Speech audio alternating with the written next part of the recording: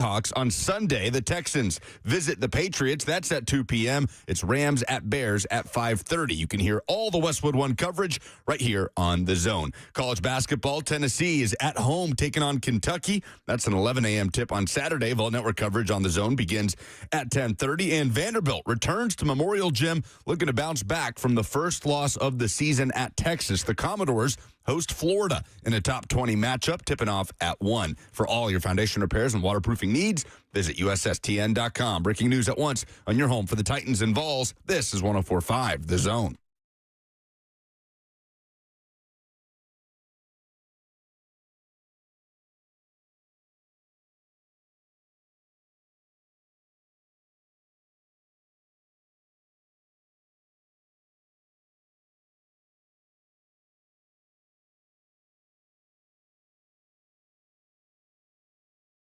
Happy Friday. It is a beautiful day in Middle Tennessee, and we have a beautiful weekend of football to talk about. Robert, Lucas, me with you until 1 o'clock. And the way that we will start this show today as the Titans coaching search continues on, they're a little bit like a soap opera, aren't they? I mean, I guess any NFL team is. That's basically the premise of Hard Knocks to some extent, a football soap opera.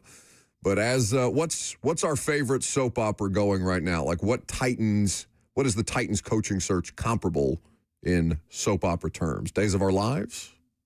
Who does Timothy Chalamet play? Did you see somebody tagged us in the casting? Like they took people. What's Tony Soprano, the actor? James Gandolfini. James Gandolfini. R.I.P. So they took actors like James Gandolfini and cast them as the Titans coaching search interviewees. So Mike McCarthy is James Gandolfini, and somebody tagged us. Put it in the Twitter chat right now. Oh, did you guys not see it? No. Oh, it's so good. My Twitter's been down for like an hour. Elon, man, what are we doing? Like, he's got to take the whole platform down because people can't stop posting pictures of other people in bikini pictures. Did you see that they did this to Zach and Stoney last night? Oh, my God. Did they? They did it to the F words guys? I will also put that in the chat. It was so hairy. So hairy. I immediately went to Cheyenne and I was like, oh my gosh, we have to watch football and other F words. They're in bikinis. And then when I turned it on, I was no, it's just the damn grok. a little disappointed. Oh, no. So anyway, we will go through those. It's I can't say the name of the Instagram handle because it involves a curse word, a word that is not FCC safe, but it's music instead of city. It's, you know what I'm talking about? Bleep. Not really able to crack that code. Okay, go find it. Yeah, please. what does it rhyme with? Is it pity? Poop. What's a bad word that rhymes with poop? Matt Nagy.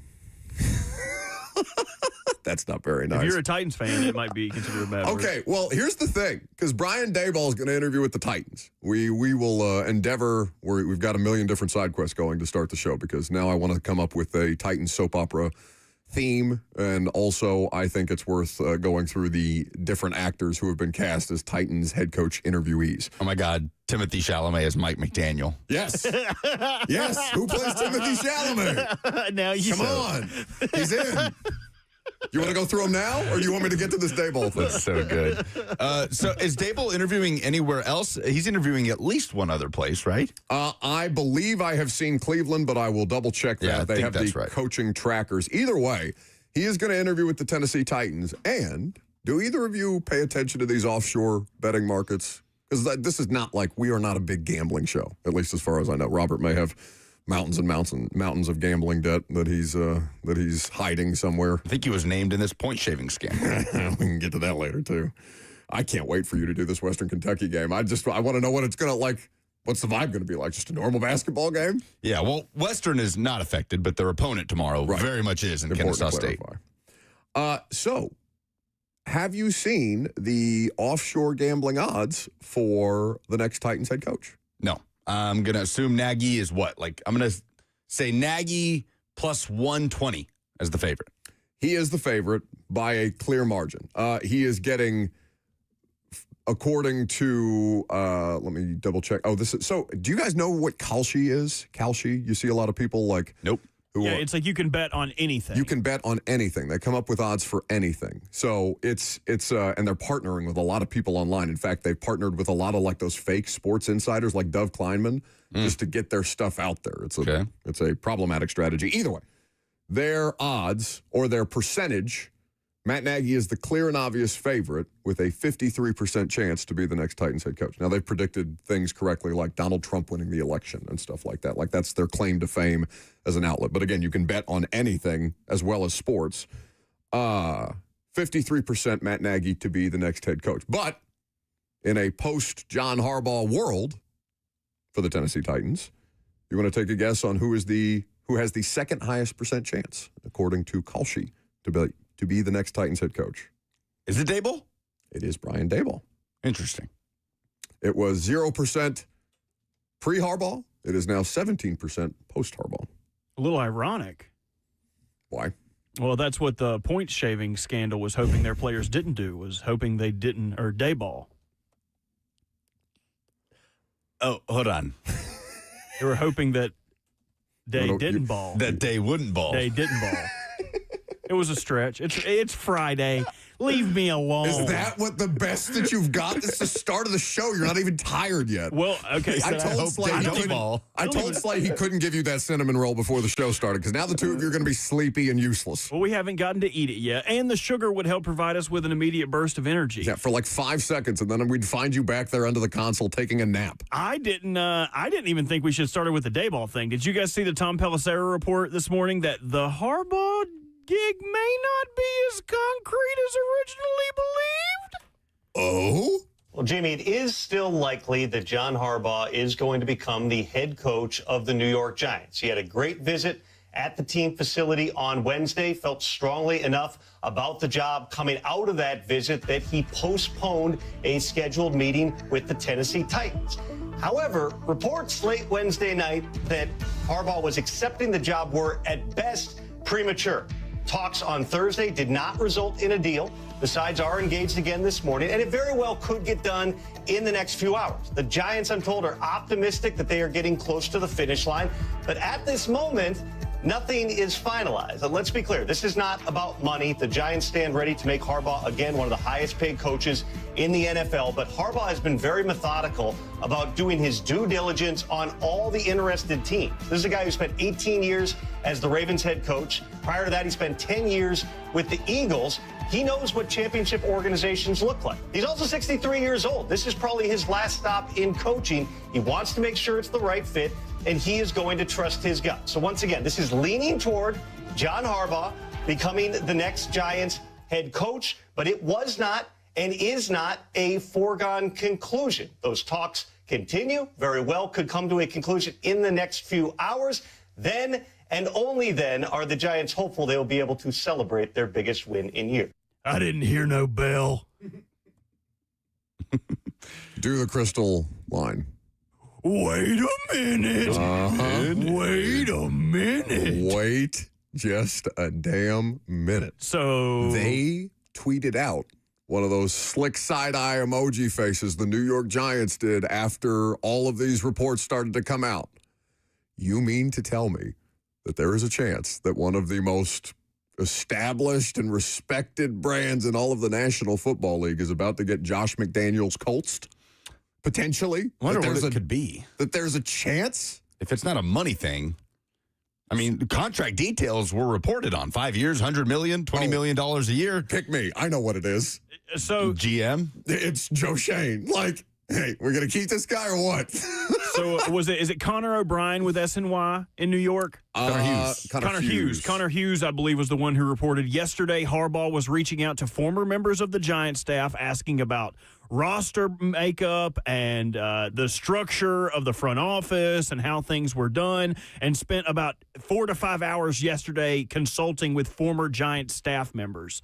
I'm not going to say that the Giants don't have this in the bag, but I'm also not going to say they don't. You're not going to say it. I mean, it has to be Joe Shane. Well, and he also has intimate knowledge of one of their former coordinators who was with Dayball 2 years ago in Wink Martindale.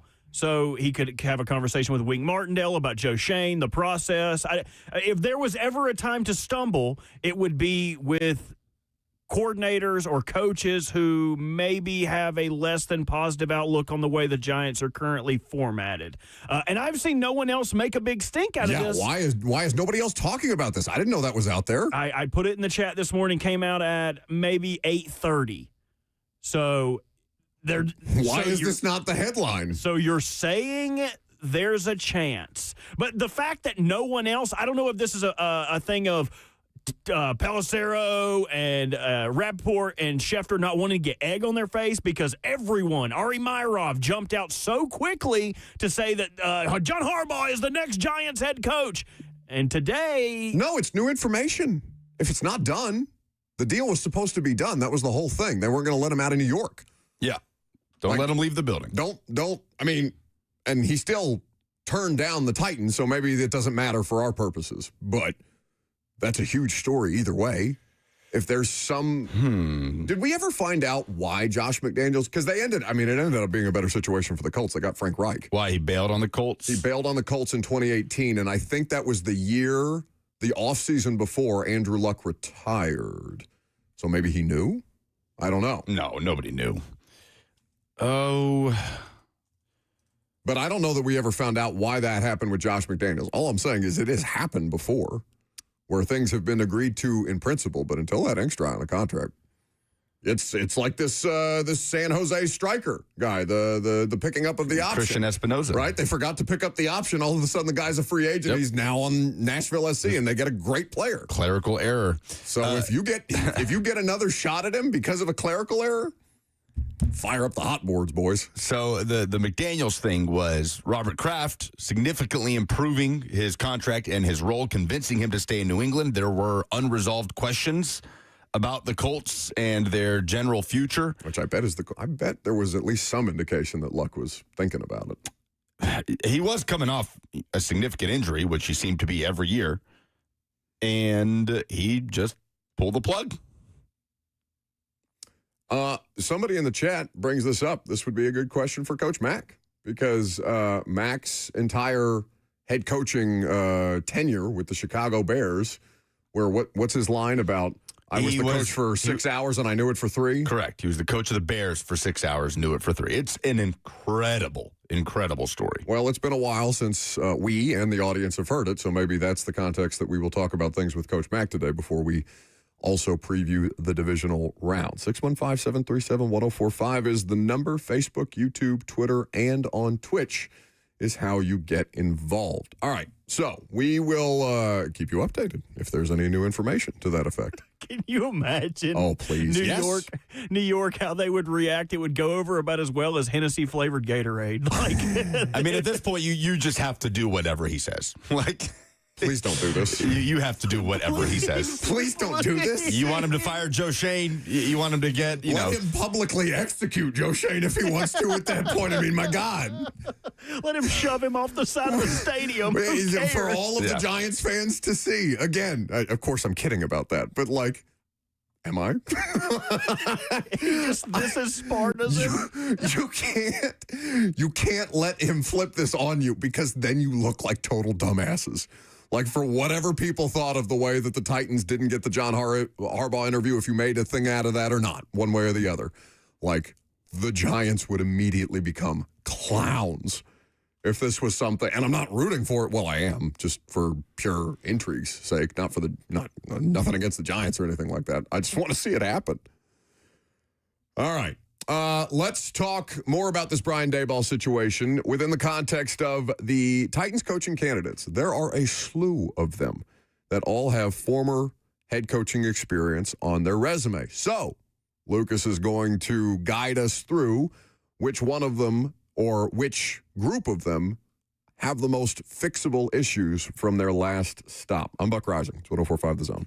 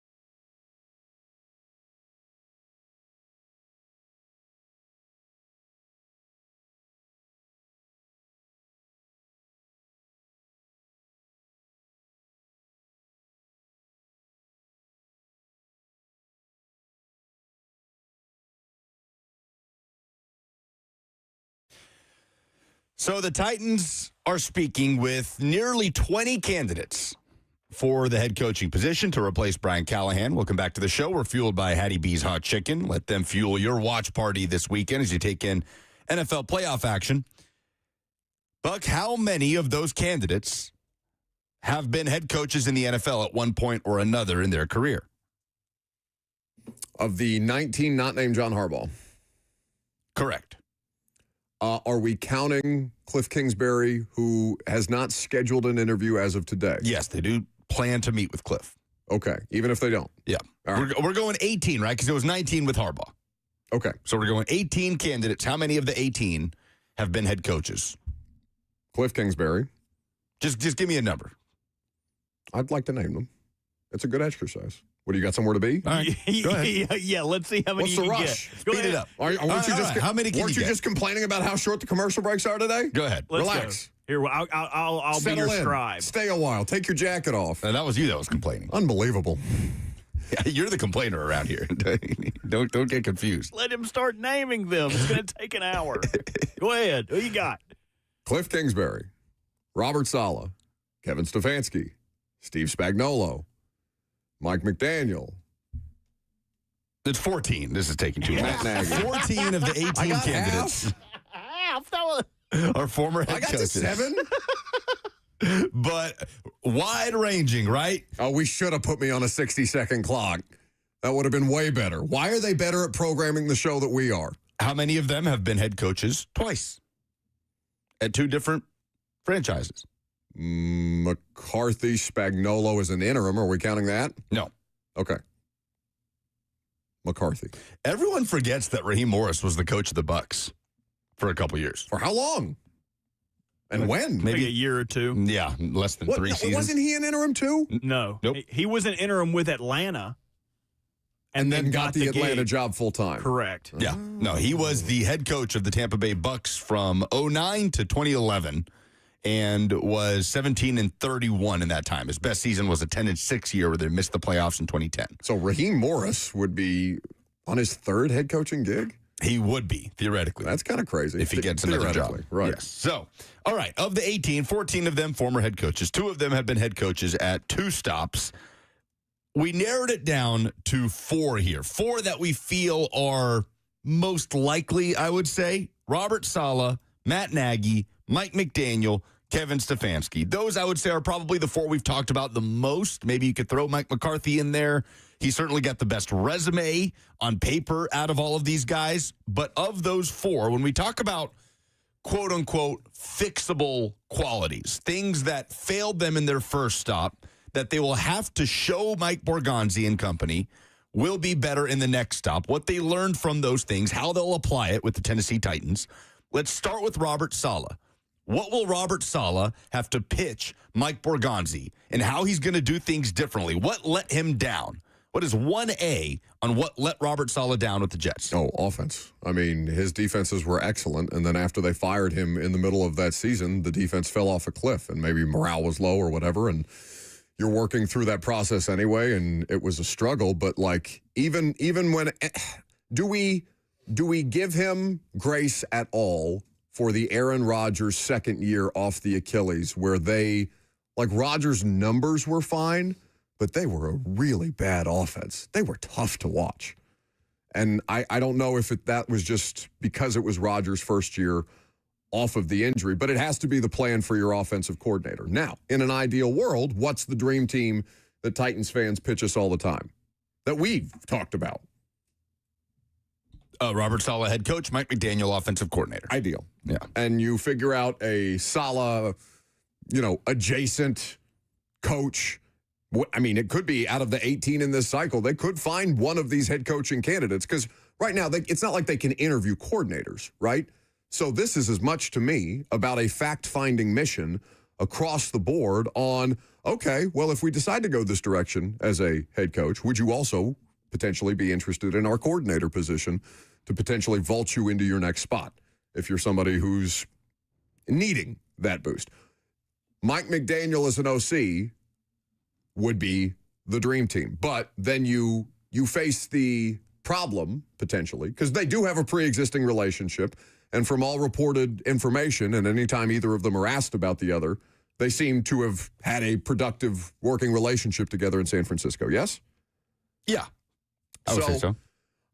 Now, maybe it's a little different because they were closer to peers, and if you call Mike McDaniel up and be like, hey, man, come work for me, does Mike McDaniel want to do that? Maybe. Does he want to do that with Cam Ward versus Justin Herbert, Lamar Jackson?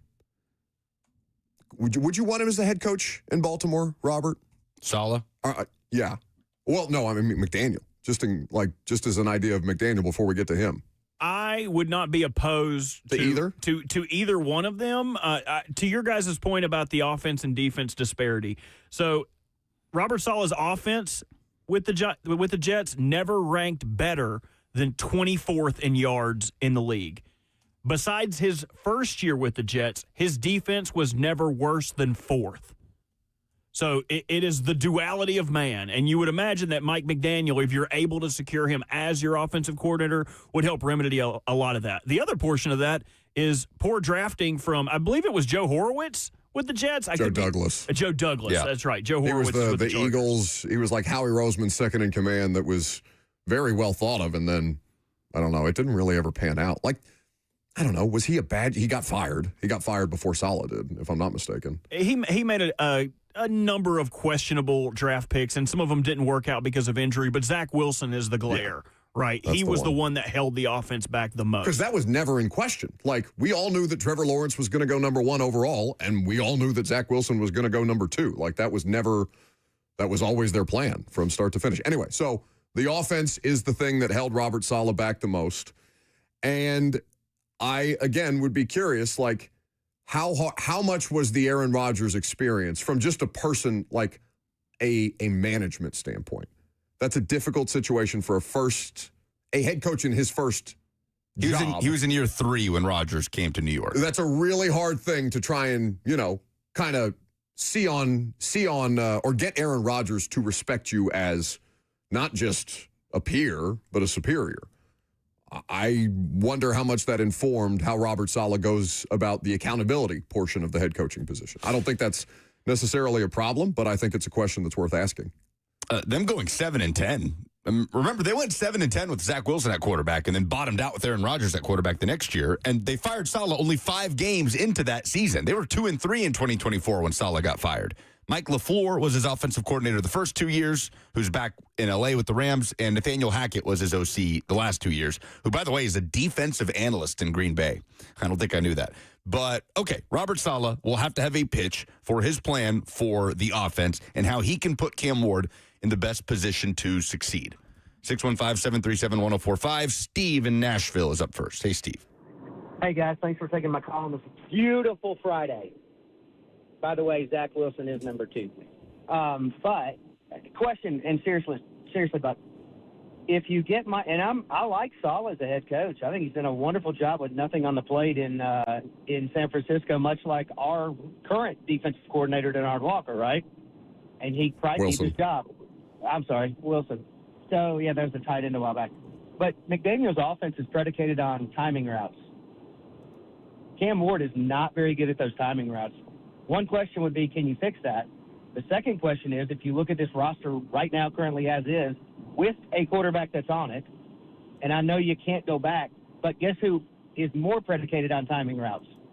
It's the bigger guy that we have backing him up that had shoulder surgery last year. I don't think he can go back to it, but I'm just telling you, that offense may not work. What's your thoughts on it? Appreciate the call. So I think that the Mike McDaniel thing, he comes from that Kyle Shanahan system, which he's correct. We've heard Cosell's analysis on that, like how Kyle Shanahan wants everything to be timing and rhythm, a lot of short stuff. They do scheme guys wide the hell open, but it's a lot of yak, right? A lot of yards after the catch in that offense. I think Mike McDaniel's part in that was primarily the run game. So if Mike McDaniel is as heralded in X's and O's mind as you believe him to be, you would be asking him to adjust. You would not be getting the Tua offense. Like, Tua is very much that, because Tua is a very specific kind of player. I think in that situation, you would want to know, okay, what does the offense around Cam Ward look like for what he's good at right now, and can you build him up into something that can be more multiple? I don't think that's outside of Mike McDaniel's bag, you know? It shouldn't be, anyway. And I listened to this thing the Collective put out that was lost tape from Mike McDaniel talking about when he was with... Cosell's interviewing him. Yes. So, Greg's sitting across from Mike McDaniel, and who's the other coach? I can't remember exactly who it is, but I did have a clip from that where he talked about his time with the Commanders and bringing RG3 in and building an offense that suited his skill set that was kind of unprecedented in the time.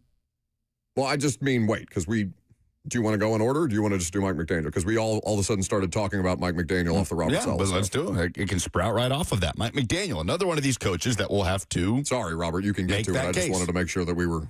I felt like I lost the thread. No, what let down Mike McDaniel in Miami? No, all good, because just to set this up again, he was talking about, I don't know if Cam Ward would be good in this offense. I think this clip illustrates how Mike McDaniel would suit the players and what he had.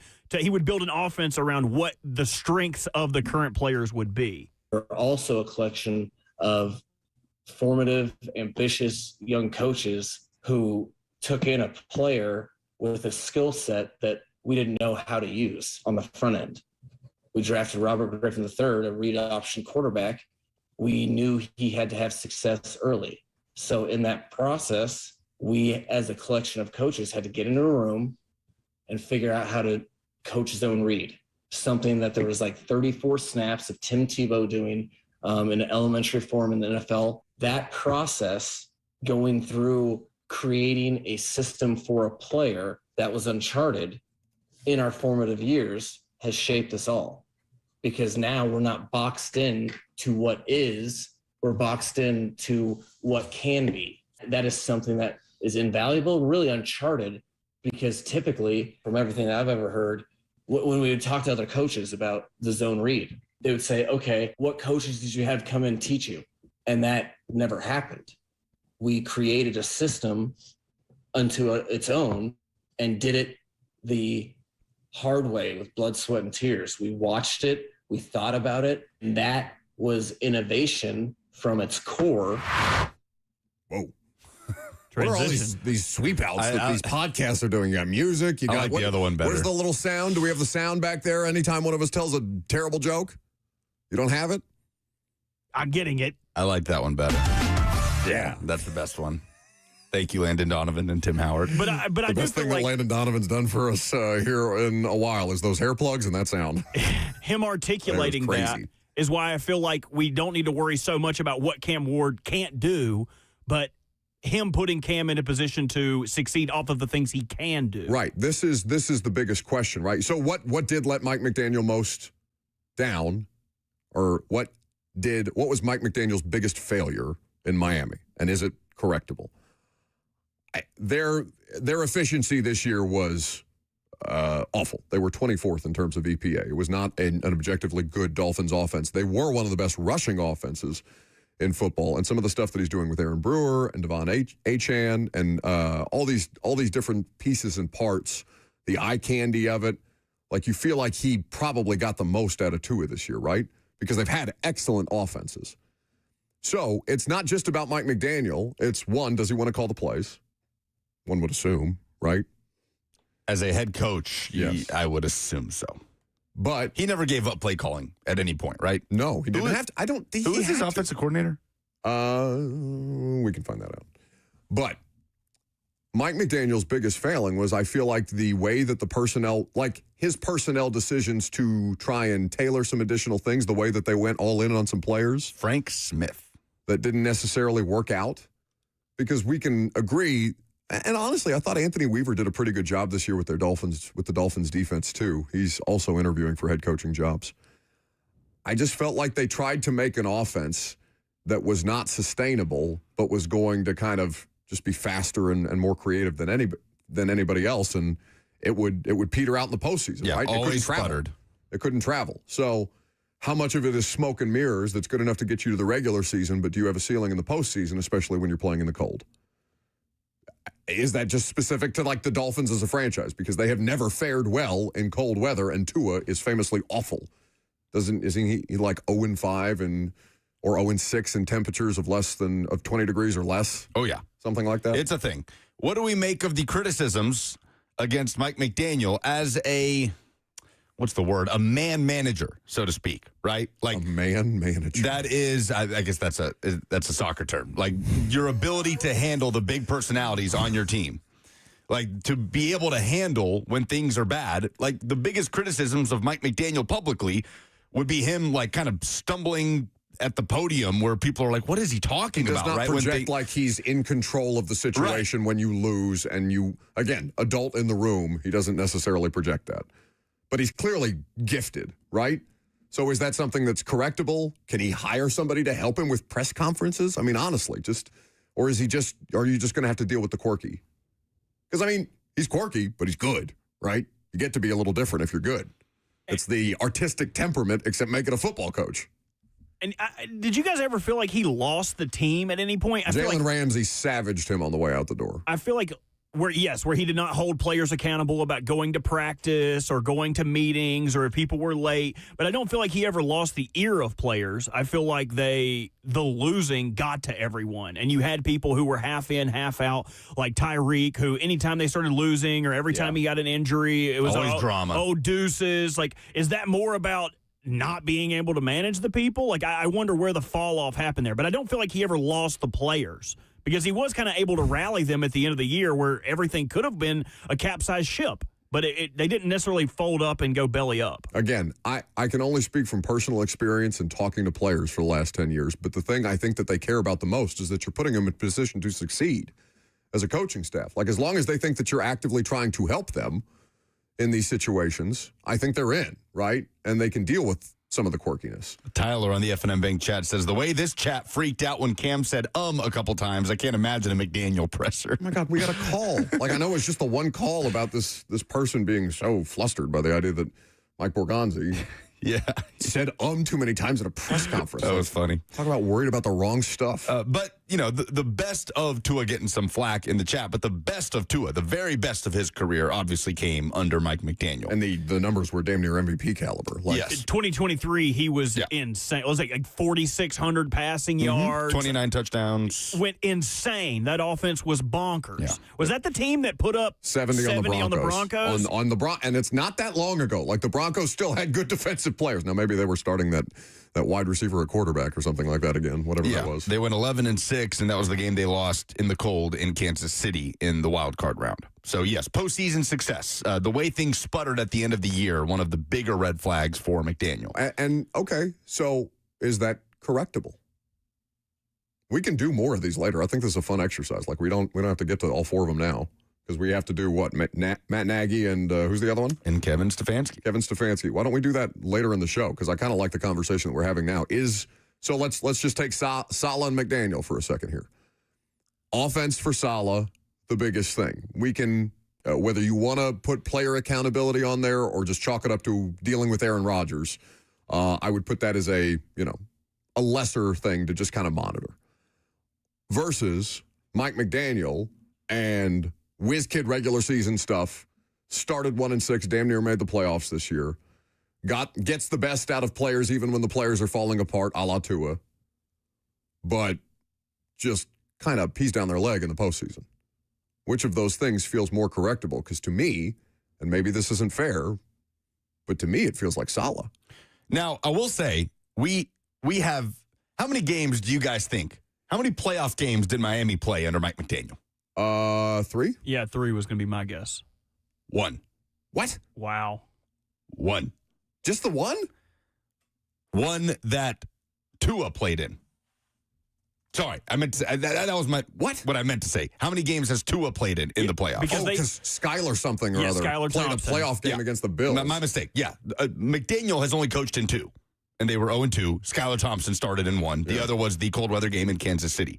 That Kansas City game was Tua's only career playoff game. So we are talking about a 2-game sample size with McDaniel, and only one of those games where he had a starting quarterback. That is, I would have thought that they were, God, they really did not take advantage of the Patriots falling off the way that the Bills did. Yeah, they went 9-8 in year 1, lost to the Bills in the wild card round on the road. 11-6 in year 2, lost at the Chiefs, and then 8-9 missed the playoffs. 7-10 missed the playoffs. That's good context, though. Like Skylar Thompson, I'm gonna give you a pass on the Skylar Thompson Buffalo playoff game. Yeah, and I think they kind of put up a fight in that for a minute. I feel like I remember. For like a minute. Yeah. But I mean, A minute. Wait a minute. Skylar Thompson is we have currently to get her in here. She's running for Comedian of the Year, for God's sakes. he's playing in Pittsburgh. Well, he's not playing in Pittsburgh. No, he's not playing at all. Another note before we move off McDaniel that I think that led to his demise. Chris Greer made some horrendous draft picks. Correct. Like, the biggest detriment to the Dolphins' offense was how bad their offensive line was, and they were not able to fix it. They had to pull Teron Armstead out of the grips of retirement to play. And he was still better than anybody else that they had. They have spent so many first-round picks on offensive linemen that don't work. And second-round picks. Last year, Jonas Savananea, not a bad pick out of Arizona, but the Patrick Paul pick, who I believe is their starting left tackle now. Oh, from Houston. Yes, they just – and then other than that, those are the only two picks in the last 5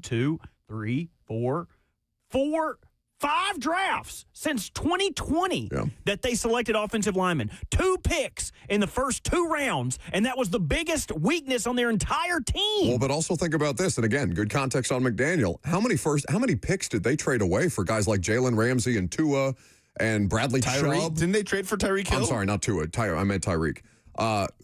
Ramsey, Tyreek, Bradley Chubb from the Broncos. Those are your big ones. I think those are the big ones that had like first-round picks involved. I think that's 4 or 5 first-round picks. Then they got Minka back. Right? Yeah. Yes. They traded to get him back. Well, they traded Ramsey and Minka. Yeah. And Jonnu and Jalen Ramsey for God. like Chris Greer was just throwing his hands up, doing Kermit hands, like, I don't know what to do. Somebody grab the wheel. Okay, but did McDaniel have any involvement? He did. That's what I'm saying. In Like there is Tyreek and he's Jalen not- Ramsey. He's not completely blameless in those personnel decisions because I'm sure they thought they were closer. Like teams go all in on the time, and if it blows up, go all in all the time when they feel like they're in a window, and if it blows up in their face, it's easy for us to point and laugh at them. Yeah, he wanted Tyreek bad, and Tyreek, to be fair, was Made a difference. very productive. Yeah, Absolutely. like that 70-0 game over the Broncos. I mean, and Tyreek Hill, 31 years old, so like latter stages of his career in Miami, in his career high in yards, he had 1,799 yards in 2023. That's so many yards. He had 2 1,700-yard seasons in Miami, the 2 highest marks of his career. You could the point is you could do a lot worse than either of them, right?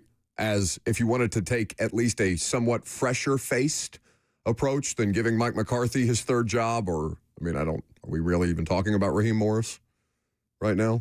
I don't think so. He's probably destined to go back to the Rams when Chris Shula inevitably takes a head He was coaching good with job. them. That's what he should do. He's because he might be a good head coach. Like Raheem Morris, I feel similar to how I do with Arthur Smith. Like the quarterback situation was just not ideal. Michael Penix couldn't stay available, and you had to rely on 37-year-old Kirk Cousins. It's a revolving door, just like Art Smith got stuck with Des Ridder. And again, I would say they went 5-2 down the stretch with Kirk Cousins at this stage of his career. So what? The chat's just geeking me out. Everyone is so quick to nitpick Titans draft classes, but when we talk about the Dolphins, Waddle was a good pick. Achane was a good pick. Okay, name some more. Like one player does not make a class. It's just funny to me. Well, I mean, it would around here. You have to understand what their bar is. If that was their bar, then they should look at last year as a Hall of Fame draft class. I If think that's they're their bar. Buddy, they're looking at it as the best draft class they've had since 2019 with A.J. Brown and Jeffrey Simmons. Like I mean, it is. Yeah, by default, it's not arguing that. Just arguing the validity of good classes because of one hit. We'll go to break after this because do you have a SEC? I do. Okay, very good. I think that, like people like what we talked about with me, that I ding the Titans harder because I know them better, right? Titans fans they also do a little bit of that. They are far more critical of their own situations because they haven't lived the other existence of what it is to be a Raiders fan or a Dolphins fan or something like that. Anyway, 615-737-1045 is the number. We will continue to talk about head coaching candidates with the most fixable problems. Later on in the show, we've got 2 other candidates that we think are worth talking about. But in the meantime, Lucas has an SEC stat of the day.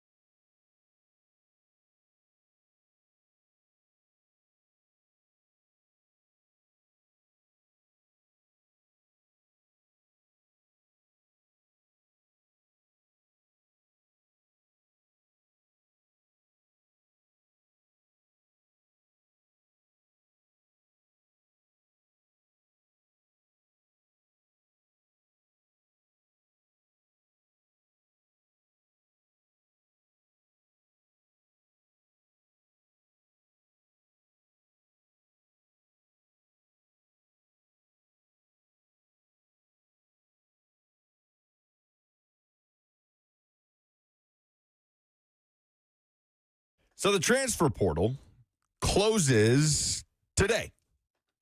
This is it. This is the last day for a player to enter the portal, and if they don't find a landing spot after today, then they're just kind of floating around in the abyss.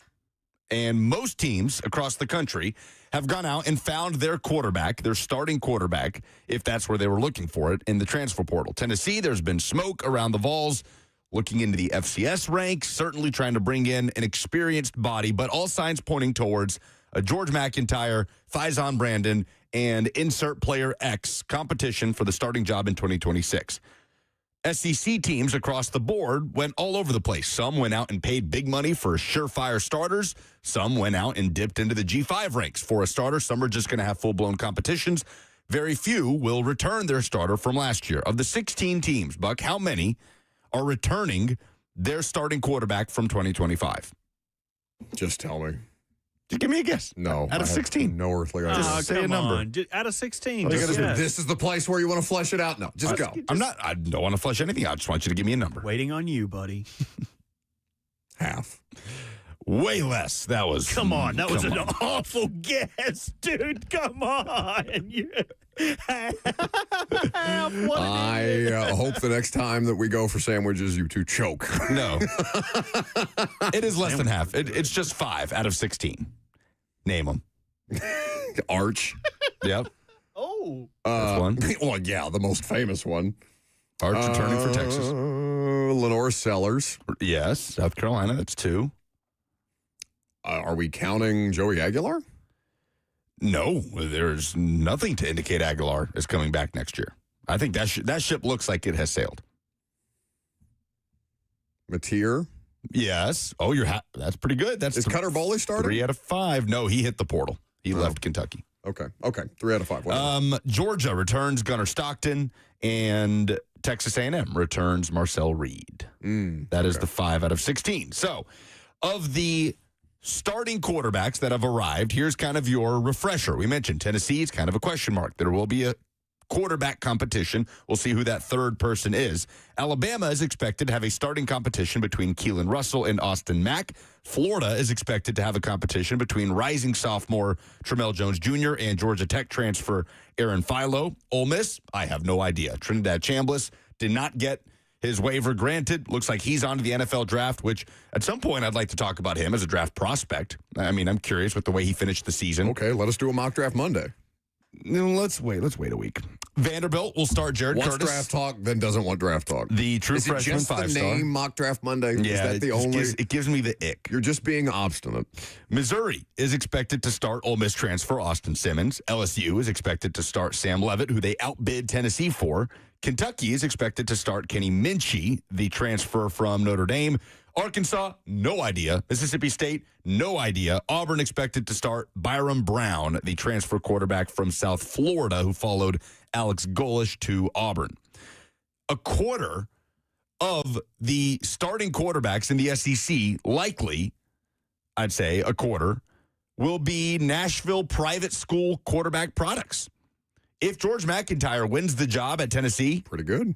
You've got George McIntyre out of Brentwood Academy, Marcel Reed at Texas A&M out of MBA, Kenny Minchie out of Pope Prep, who is at Kentucky now, and Jared Curtis, of course, at Vanderbilt out of Nashville Christian. So Nashville private schools showing out as a pipeline for quarterbacks into the SEC.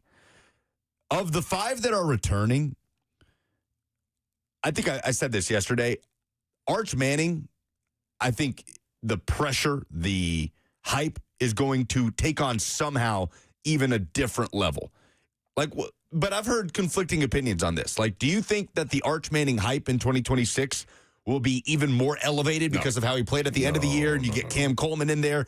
Or will it kind of be, we kind of did this last year. Let's see what happens. Because people have seen it, right? People saw that he struggled. There's probably some contingent of people that maybe didn't watch every Texas game and maybe didn't know that he turned it on at the end of the year. He was awesome. He was everything that we pictured going into 2025. No, I think that there will be. I think that people, if for no other reason, because they were gaslit so hard at the start of the year, and Paul Feinbaum is being publicly dragged through the streets because of the way that he's gaslighting Arch Manning, or gaslighting people on Arch Manning. Didn't he say that he would be a better quarterback in the SEC than Tebow? Yeah, I mean, Feinbaum's gone like full hot take mode, but yes. So he did. The loud, but the most famous college football voice, right? Paul Feinbaum, Yeah. theoretically, that's not a coach, is telling America he's better than Tebow, who was an international phenomenon. To me, I think Cam Newton was better than Tebow. I think Cam Newton's the best quarterback of the last 20 years. But I would agree, but I bet if you ask like the general public, because Tim Tebow is more famous, like that's a big buzz name to throw in there with Arch Manning. Yeah, no doubt.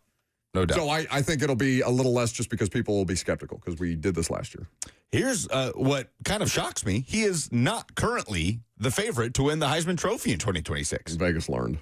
C.J. Carr, Notre Dame quarterback. C.J. Carr is plus 800 to win the Heisman. Arch Manning is plus 850, followed by Jeremiah Smith, who is plus 1,100 at Ohio State. I want to see what C.J. Carr looks like without a Jeremiah Love offense, because that made life infinitely easier on him. Losing him and Price, both of their running backs. Yes. I got to say, I'm shocked by that. I'm shocked that Arch Manning is not the overwhelming favorite. It's part of the script. They have to throw Notre Dame a bone this year because they left them out of the playoff and they're pouting in the corner at this point in time. So they'll make their quarterback the preseason Heisman Trophy favorite, and I'm sure it'll shift. Then you have Lenore Sellers, John Mateer, Marcel Reed, and Gunnar Stockton coming back. Yes. With questions at just about every other SEC program. Is this what LSU fans wanted from Lane? Because they're the number one portal class in the country right now. They're obviously number one in the conference. In the SEC, it's LSU, Texas, Ole Miss, Kentucky. Texas A&M are the top five. You have to go to ninth in the conference to find Tennessee as far as what their portal rankings, according to 247 Sports, are. Now, that doesn't mean their roster rankings in total, of course, but it is, notable because I'm sure a meaningful quarterback acquisition would have swung that in a significantly better direction at this point in time. Indiana has the seventh best total portal class in the country right now, which is crazy. Yeah, Lane got in there and did exactly what he was expected to do. Oklahoma State has 49 players in the portal? I mean, it makes sense. The Mike Gundy era ends, and it's a total reset. And Eric Morris takes that job from North Texas. He brings his quarterback with him, brings a lot of players with him. Yeah, they are hitting the reset button. There are not many programs hitting a bigger reset button than Oklahoma State. Mike Gundy is Oklahoma State football. Right. But Lane did exactly what he was expected to do. So when it got down the line and down the stretch between Tennessee and LSU for Sam Leavitt, I did not have a lot of optimism. It's like, there's no way you're going to outbid Lane. Lane's not going to get to LSU and not go get his guy. Not only did he get Sam Leavitt, but he's just out here collecting quarterbacks like they're cards, like Robert collecting his, Yes, talk about my interests. What do you know? What do you call? You just call them players. We should play the dating game with the two of you. Are they just player cards? Just cards? I don't know. But just like Robert and his confangled collection. No, but you're a hoarder. Yeah. I mean, you're clearly a hoarder. Yes. No, I'm not a Robert, hoarder. How many different kinds of cards do you collect? You were collecting SpongeBob trading cards for a period They of time. were just hot, dude. I was flipping them. Do you have a Formuoli for ravioli? Give me the Formuoli 15 out of 25 Mr. Krabs auto? I don't think so. You're a hoarder. Kiffin brought in Sam Leavitt. Leavitt. Office. There's just random things strewn about everywhere. It's empty right now. Do you still have that it's like a human being's head and torso, but it's like a boxing? I know what you mean. My boxing bob, yes. Your boxing bob? Yes, I do have that. Why do you need a boxing bob? Because the Ravens piss me off sometimes during games, and you just have to go give somebody a little, as Cheyenne would call it, a 1-2, like a wah, wah, wah, wah. It's better. It's better that way, other than him punching the wall. He's sitting there for 10 minutes before we do primetime one night, just smacking the ever-loving hell out of this thing, and then he's exhausted by the time he's done. He just wears himself out. Therapeutic. Kiffin collected Sam Leavitt, Husan Longstreet, the quarterback out of USC, and a quarterback out of Elon for good measure, and Landon Clark to battle it out. So he's out here collecting quarterbacks. He also picked up Jordan Ross, the edge rusher that I think kind of unexpectedly transferred out of Tennessee, former 5-star out of high school. So the pressure will absolutely be on for Lane Kiffin and LSU going into 2026. They spent big money, and there is quarterback turnover all over the place in the SEC. All right, very good. 615-737-1045 is the number. I love that whoever put this title in the 11 o'clock used the wrong two. Like the form of the word two. Oh, no, that's not the case at all. E2, Brutus?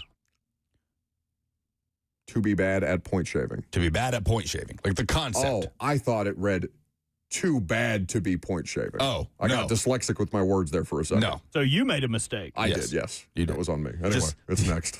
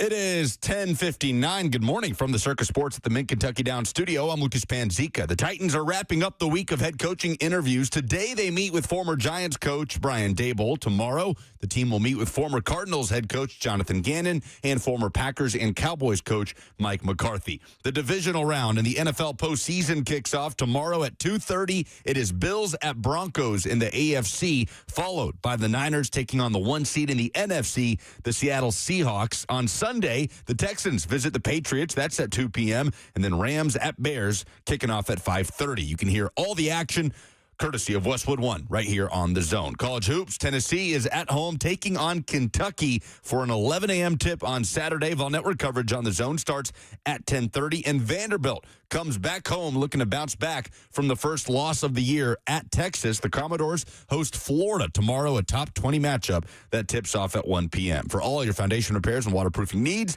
visit USSTN.com. Breaking news at once on your home for the Titans and Vols. This is 104.5 The Zone.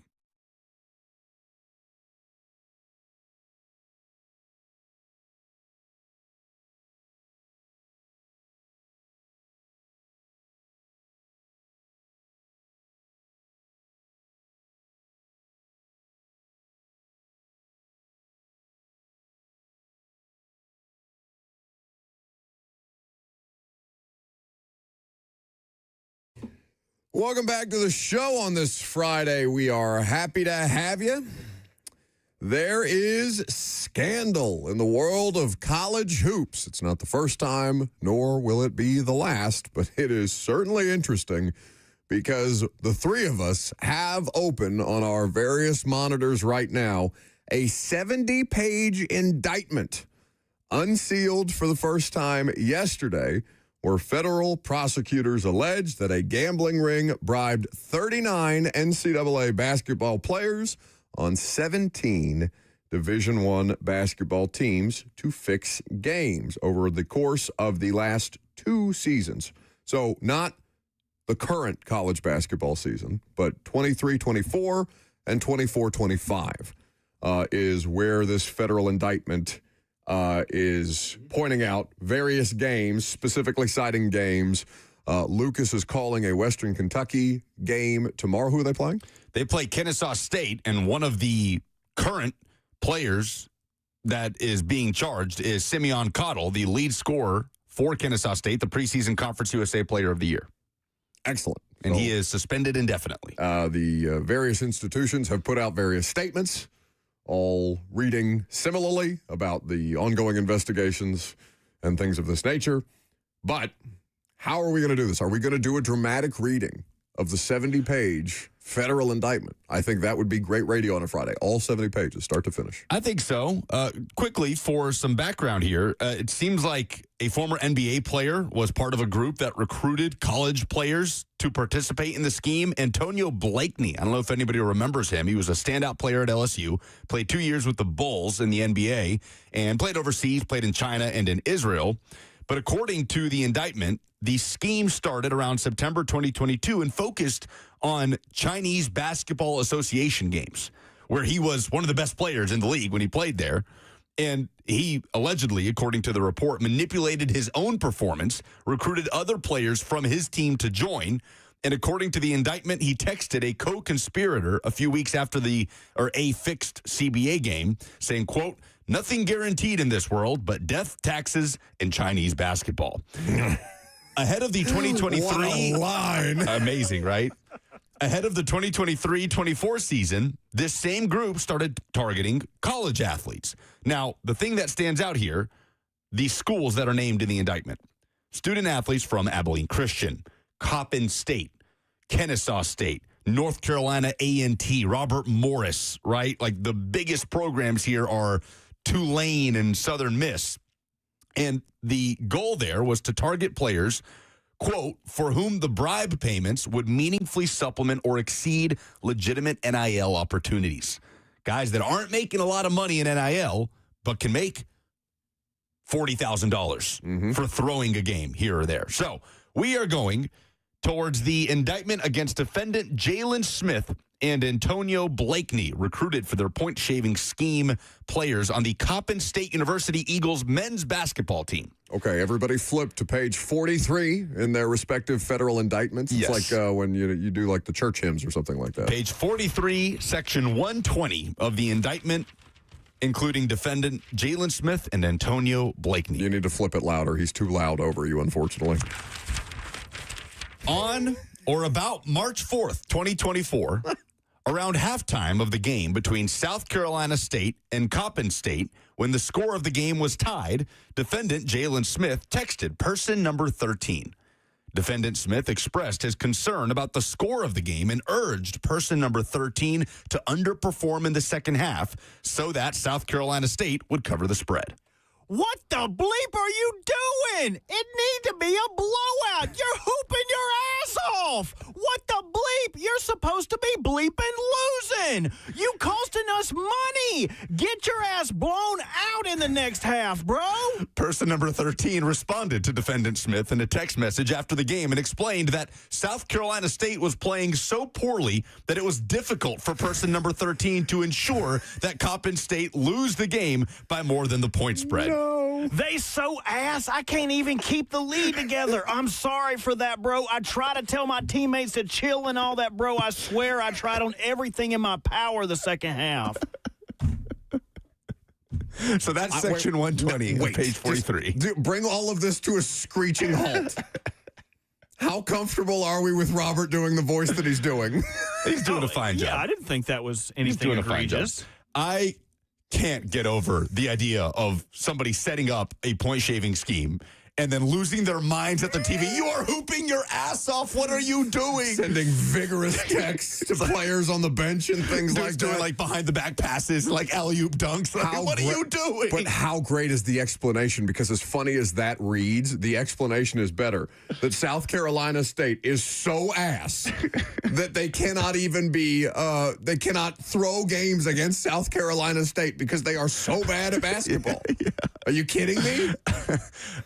There's another part of this that has to do with Alabama State, where Jalen Smith, according to the indictment, urged the Alabama State players to play poor defense when they were playing Southern Miss, telling them to, quote, let the Southern Miss players lay it up. Person number 17 responded to these text messages, conveying his commitment to the scheme and explaining that Southern Mississippi was, quote, so bad that the players were having trouble throwing the game. It's excellent. To be a Southern Miss fan and read that your team is so bad that the opponent was trying to lose for money and they were unable to do so because of how bad your team is. Could you go to page 52, stanza 146, and read this one with me? Okay, flip it for me. 52, 146. Sorry, Everybody turn their federal indictments to page 52. Right. Defendants, Jalen. Hang on one. Oh, you're not there. Okay. Almost there. It's not that many pages. Okay, go. Defendants Jalen Smith and Sean Fulker discussed their plans for this point-shaving scheme in text message communications. On or about November 10th, 2024, Defendant Smith told Defendant Fulker that if he successfully recruited for the scheme Corey Hines, person number 16, and person number 17, Quote, on my mama, you, talking about Defendant Fulcher, gonna be a rich young man this year. given all of the bribe payments Defendant Fulker would receive. Defendant Fulker texted Defendant Smith that he was eager to fix games. Bro, honestly, we need to get this bleep rolling right away ASAP. I ain't even touched the floor tonight. IDK why or what my coach is on, but at this point, I don't give a bleep. I'm just trying to get paid, bro. I got my, in parentheses, Alabama State teammates on board, so we good. Everybody was down with this, dude. Down. I would be so. I mean, if you're like a bench rider, You're why not making would you any not? money. Why would you not? You're a broke college kid. Can I just say, I would be amazing at point shaving. Put me out there. Aren't you I would famously be a so good at it. beer league division 17 champion? Yes. Or something to that effect? Division E, all right? Put some respect on it. Division If I got, I hey, need listen, there to be a Division F so badly. I Look, need you to get relegated. I'll Venmo you $20 if you throw this beer league soccer game. Can we do 150 as a final? Is that why you're Okay. faking so many ankle injuries? Oh, he's throwing. You're throwing games? Uh-oh. So we're on page 53. No, don't gloss over your scandal. Keep it moving. Page 53, stanza 150. Do you Okay. think that he was Page 53, section 150 of the 70-page federal indictment on a point-shaving scandal that has rocked college basketball. On or about December 5th, 2024, in the NCAA men's basketball game between Alabama State and Southern Mississippi at the Reed Green Coliseum in Hattiesburg, Mississippi, defendant Sean Fulker, Corey Hines, person number 16, and person number 17, underperformed in and influenced the game as they had agreed. However, at the end of the first half, Alabama State led Southern Mississippi 33-30, causing defendant Jalen Smith to send text messages to defendant Fulker and his Alabama State teammates expressing his concern about the score of the game. Defendant Smith urged the Alabama State players to play poor defense, telling them to, quote, In all caps, let, in parentheses, the Southern Mississippi players, lay it up. Person number 17 responded to the text messages, conveying his commitment to the scheme and explaining that Southern Mississippi was so bad that the players were having trouble throwing the game. That's part of what you read before. During the second half of the Southern Mississippi game, defendant Sean Fulker, Corey Hines, person number 16, and person number 17 ensured that Southern Mississippi covered the spread. Southern Mississippi outscored Alabama 51-31 in the second half and won the game 81-64. Southern Mississippi thus covered the spread, and the fixers won their bets. Later in section 152. Shortly after this game, on or about December 5th, 2024, defendant Jalen Smith engaged in further text message communications with defendant Sean Folker, Corey Hines, person number 16, and person number 17.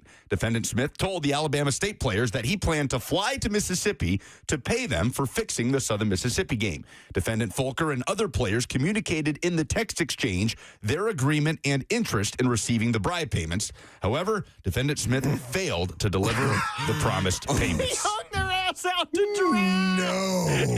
He gave them a bag full of sugar. he gave them oregano, dude. He's like, yeah, this is great stuff, dude, but I got another play to make. I'll see y'all later. He just totally left them sitting in a Bojangles parking lot. Because what are you going to do? You're going to go to the proper authorities and be like, hey, this guy who paid me to fix basketball games didn't give me my money.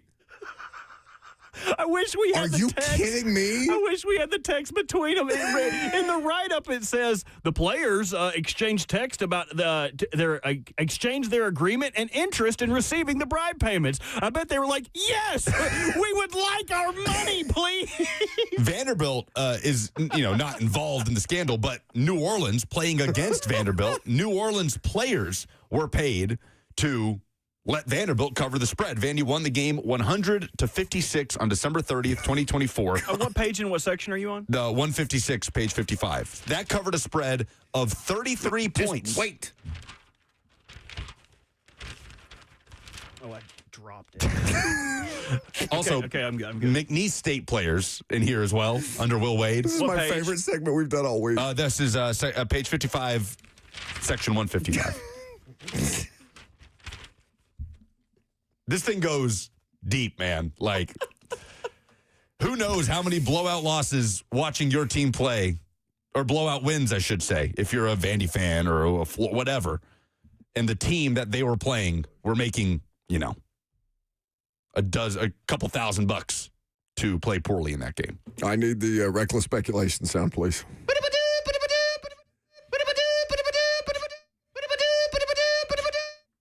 How many bags of oregano have you sold to college kids in your life? Oh, dude. Oh, I thought you were going to accuse IU of throwing games. That's deep cut. That's what I thought you were going to say. That would have been funnier if I was good at my job. That IU threw the Kentucky game. So they lost to a bad Kentucky team. That's tough. No, they threw the Nebraska game. They would never lose to an undefeated Nebraska team. What is Nebraska even doing being undefeated in college basketball? Get the hell out of here. This stuff is crazy, man. It's so good. I love that the entire thing's unsealed. I feel like we've never gotten this level of detail like text exchanges. This is insane. Okay, so one more before we move on. No, God, we could do this for the rest of the show. I would, honest to God, do the dramatic reading of 70 pages of this federal indictment before I talk about coaching carousel stuff again. In 2024, ECU had probably one of their biggest wins in program history of the last 5 years, beating Tulane on the road, and this win was celebrated by everyone in the East Carolina front office, the basketball program. Huge step for the program. I'll read this from 39. On or about February 18th, 2024, Tulane played East Carolina in an NCAA men's basketball game in Minges Coliseum in Greenville, North Carolina.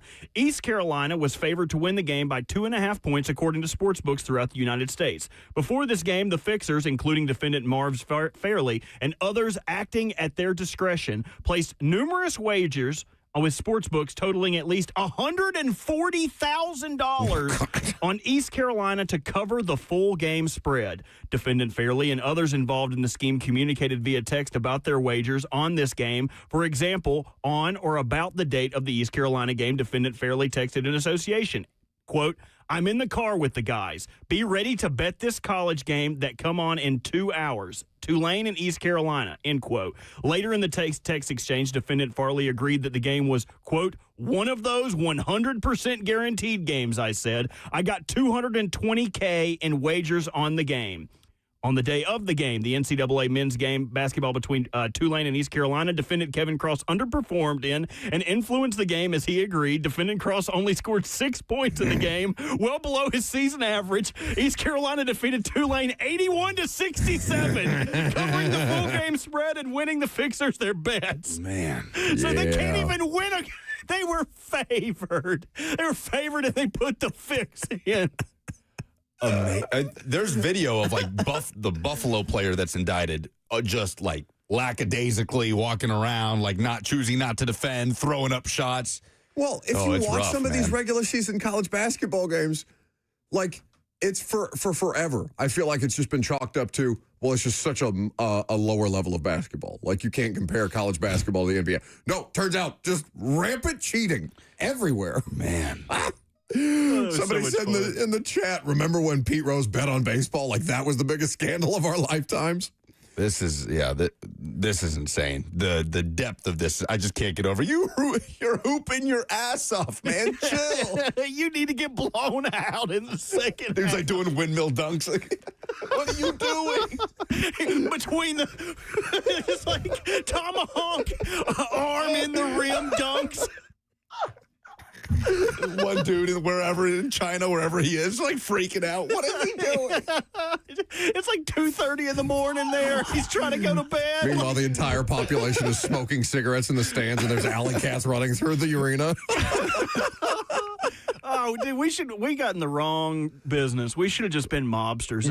Fixing? We should have been fixing. COVID was our chance. Like high school tennis games or something. We need to start out small. We need to get some experience. That's what they did. They went with Chinese basketball. I mean, I guess that's an entire economy, but like if you wanted to start small in this particular arena, you could do a lot worse than Coppin State and Alabama State. Jonathan says off the backboard. He's alley-ooping himself off the backboard. It's like that crazy Dwayne Wade LeBron dunk from the playoffs. It's like, why are you emoting on them? Stop getting back on defense. You literally just cherry-picked that layup.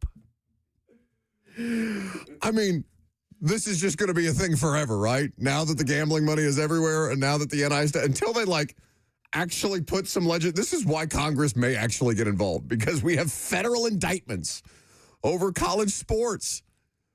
God, I just can't imagine, I can't imagine what was going on before people started really looking into this stuff to try and regulate it, you know? I can't even imagine. Yeah. I mean, before all of these games were broadcast everywhere and the gambling on it was everywhere, how much more fuel to the fire have we added with college sports? It's tough. 615-737-1045 is the number. People want us to do a weekly dramatic reading of something. Is that too much, or do we make it like an occasional bit like weekly positivity that I hate? We could probably do it in the summer. We need some more scandals, though. Well, you know what we can do? We can compile a list of sports scandals throughout the course of the time from right now until the summer, and then we can bring them back. The best scandals in sports, as dramatically read by Robert Walsh and Lucas Panzica. There you go. On a real note, it is messed up to target the kids that do not have the earning opportunities that Power 5 or Power 4 kids have. Yeah, aren't you Italian? And don't you know how this works? All right, now that's just what? What is it? Now that's accurate? just crass. That's just discriminatory right there. Reported. With your anti-Italian discrimination. HR@cumulus.com. Coach Mac next.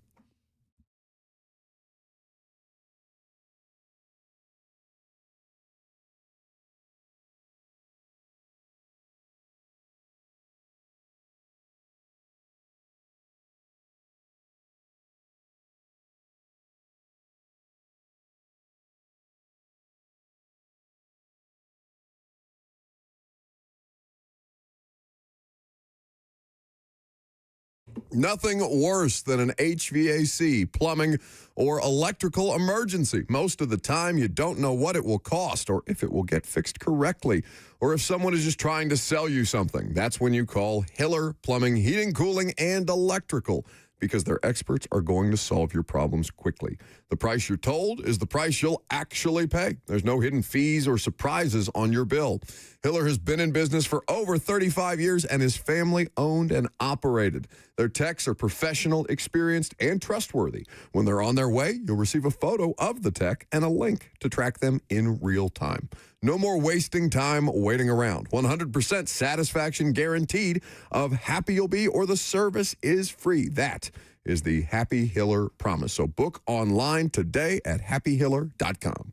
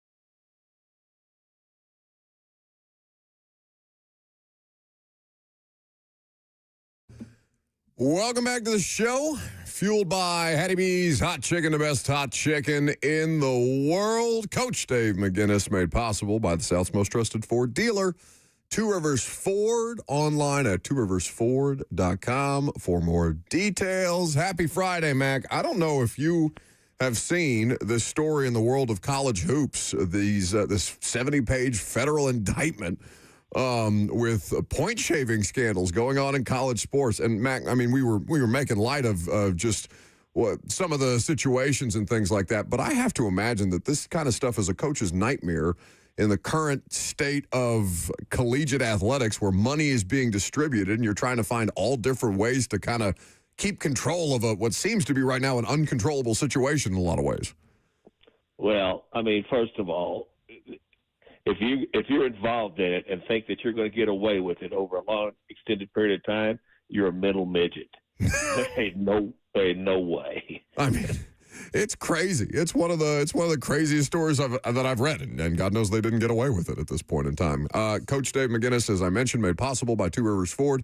We will touch on a little bit of Titans coaching search stuff with Mac before we talk about the NFC and AFC divisional rounds. What game did you most enjoy out of the wild card weekend, Mac?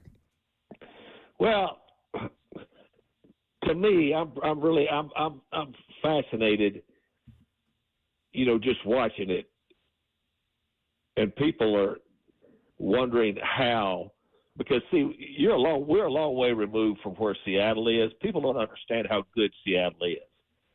And I think, to me, that they're one of the teams that right now are really, really dangerous in this thing. Yeah, I mean, they're the one seed for a reason, and they'll get a third opportunity to go against the San Francisco 49ers at this point in time. Just on the subject of Titans coaching candidates, Robert Saleh is doing a lot of good work with that 49ers defense, Mac, despite all the attrition. And that's the job. That's the way to survive through the playoffs, is just try to next man up your way through this thing. But I can't imagine how hard that is sometimes, given the different situations that you've probably seen over your career.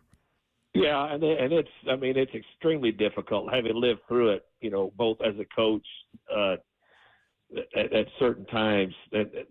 To me, what they are doing in San Francisco, still being able to win games with significant.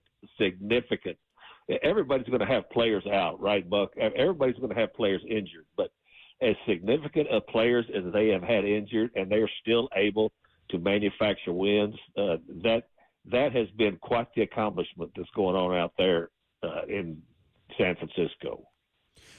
Coach Mack, speaking of Robert Saleh, so many of these coaches, Clint Kubiak, one of them, right, Chris Shula, that are balancing preparing for these playoff games and their head coaching interviews. Obviously, it's happened here with Arthur Smith when he was the offensive coordinator of the Titans, getting ready to take the Falcons job. How high a level of difficulty is that, especially when you are not a one seed with the bye week in between, to balance preparing for potentially your next step and maybe that first head coaching opportunity, and also, preparing for a do or die playoff game? You have to prioritize your time is what you have to do, and that's why the league has so many rules in place as far as when those guys that are still participating in the playoffs can interview. And plus, if you're one of the guys that's so-called in the circle, that that you're going to have a chance to be interviewed, you put a lot of that stuff together early on. I mean, it's not like all of a sudden you say, "Oh hell, I've got to put my stuff together right now after I get through with this game plan." You have to have, as I said, those types of things prioritized. It's really not that hard, especially for the initial ones, because the teams that are interviewing you also understand what you have in front of you as far as an immediate game plan to get ready. It's really not that hard to do. Well, and the coaching carousel as a whole has just been wacky, right? I can't remember a carousel where we've had two moves as seismic as Mike Tomlin and John Harbaugh no longer coaching the Steelers and Ravens, respectively. Coach, just how different is the AFC North going to look without those two on the sidelines of Pittsburgh and Baltimore? Well, you talk about guys that have been there, 18 and 19 years. I mean, that's an eternity, in the coaching world. It really is. And plus, what are there, 9 openings there are 9 openings this year before Harbaugh took the job with the Giants, and so I mean that's a lot of the league that is in upheaval as far as looking for a coach, but especially nowadays, that's just the environment. That's what happens nowadays, and so it's just part of the business, as they say. Mac, you have seen all parts of the business, including the story that I know you've told a million times to the audience, and I'm sure in a million other different places about your brief time as the Chicago Bears head coach. It doesn't sound like that's a situation that's going on with John Harbaugh, but there was some additional reporting today about the idea that the deal is just simply not done yet, and it's more likely than not that John Harbaugh will be the head coach of the New York Giants, but that there's at least some degree of wiggle room. I really enjoy the Bears. I'm sure it was an unpleasant situation to go through at the time, but it's one of the more fascinating stories I've ever heard. Well, I mean, it is still one of the most unusual, in professional sports, and especially in Chicago, because the overriding arching thing of that is I was announced as the head coach before the job was ever offered to me. So just roll that around in your head for a minute. It's one of the weirder circumstances, as Max said, in anywhere in sports. Coach Dave McGinnis, presented by Two Rivers Ford, the South's most trusted Ford dealer. Mac, have a great weekend. Enjoy the football, and we will talk to you next week. All right, guys. Always enjoy talking to you. Don't get involved in that basketball stuff, please. We would be so good at throwing games. I wish my basketball team was trying to lose on purpose. First of all, you got to be athletes to do it. Second of all, I'm here, Mac. I'm here. I'm here. Yeah, the athlete among us, Robert Walsh, is here. Don't worry, Mac. Yeah. And first of all, I know Bert would be right at the front of it, and that's not the dude to follow in the scandal. Yes, correct. Correct. Thank you, Mac. We'll talk to you, brother. That's the main man. Coach Dave McGinnis, you would absolutely be the ringleader of a gambling. Yeah, how would you, if you were Yes, tasked, go ahead and incriminate yourself on air. what would be your modus operandi on the court? Would it be like, would you be brash about it? You'd be talking trash to the opponents knowing that you're about to go 0 for 9 from the floor, like Philip Seymour Hoffman and Along Came Polly, just yelling Kobe and like hitting it off the side of the backboard? Now, see, I think I would be able to influence the other team's game. So it'd be like, hey, who do you want out? And then I would start a fight with them, that we would both get ejected, and then naturally they would hit their under. It would be nothing about my performance. I would be an unspectacular player. But in the 3 minutes that I did get, I would get someone, whether it's checking their oil, you know what I mean? You would use all 5 of your fouls in 3 minutes. Yes. Well, in wrestling in high school, if you couldn't get somebody to turn over, say you got like a half Nelson and you're rolling and they're fighting it, looking away, sometimes you got to check somebody's oil, and they will turn over. So I know ways to get people to react. Is that why it's called checking your oil? Yes. Because you turn over? No, it's called checking your oil because of a dipstick when you check oil. If it's like, oh, yep, the oil looks good because it's on the end of the stick. So, like, I got to get my oil changed. So now you Reminds me. Yeah, I thought he was going to say, I got to get a colonoscopy. I'll be in there in a little bit. Let me, in another life, I did a podcast called Inside Zone, so let me shamelessly point to that here. If you want to hear the entire story of Coach Mack being the Bears coach for 6 hours and knowing it for 3, he dove into it in detail. This must have been 3 years ago at this point. I was about to say, are you citing your now defunct podcast of 3 years ago? Those downloads were way better than you would have expected. But for that story, really? Well, because I just talked to people way more interesting than me. But the story is insane. Absolutely insane how that is something that could even happen. But, like, he took me through the minute by minute, hour by hour, what that was from his perspective in Chicago. And, I mean, all of the NFL legends you'll hear sprinkled in that were part of that story. Just fascinating stuff. All right. We have an update On John Harbaugh and the Giants. What do you got? Via Adam Schefter. Update. Giants and John Harbaugh are still working through the details of their contract, and it is not done yet, per sources. The final issues aren't over money, it's over language. Quote, there's no derailment and nothing has changed, end quote. One source says, talks continue and the two sides are working to get it across the finish line. Okay. So you're telling me there's less of a chance. Yeah. So the chance is smaller now. What was my initial number? 2.5%? 2%? It's the worst kind of milk. It was a good hour and a half where we believed there may be a chance. It was fun. Well, we were just hoping for it for a whole nother week of nonsense. Please, God. Oh, my God. Can you imagine if we just had to reopen every job at this point? Also, how far behind are this? Like, the Titans fired Callahan in weeks or after week 6. Do we think that this has given them an appreciable leg up over the competition to land their preferred candidate? Because the whole logic was, well, that they're not going in with a preferred candidate until John Harbaugh became available. So I think you sent something into the Twitter group, Lucas. One of you did, about Andrew Brandt being asked a question about the Titans coaching search, how wide-ranging it is. Robert, if you get that, it's probably worth playing for the audience because I think there's a couple of different elements to it. But I guess the question that I would ask you, if you're a Titans fan, 615-737-1045, assuming that most of you are, has this given them an advantage in putting together, if not a preferred candidate, and streamlining their process, the most wide-ranging process possible? This was Andrew Brandt on the Ross Tucker podcast. Listen, I saw something that the Titans list is now burgeoned to 17 candidates. And I say, absolutely. Good on you, Tennessee Titans. Everyone should be doing the same. There is no harm to casting as wide a net as possible in these NFL interviews. No harm. I don't see any downside. The people who rush to get it first usually don't get it right. There's the Rooney Rule.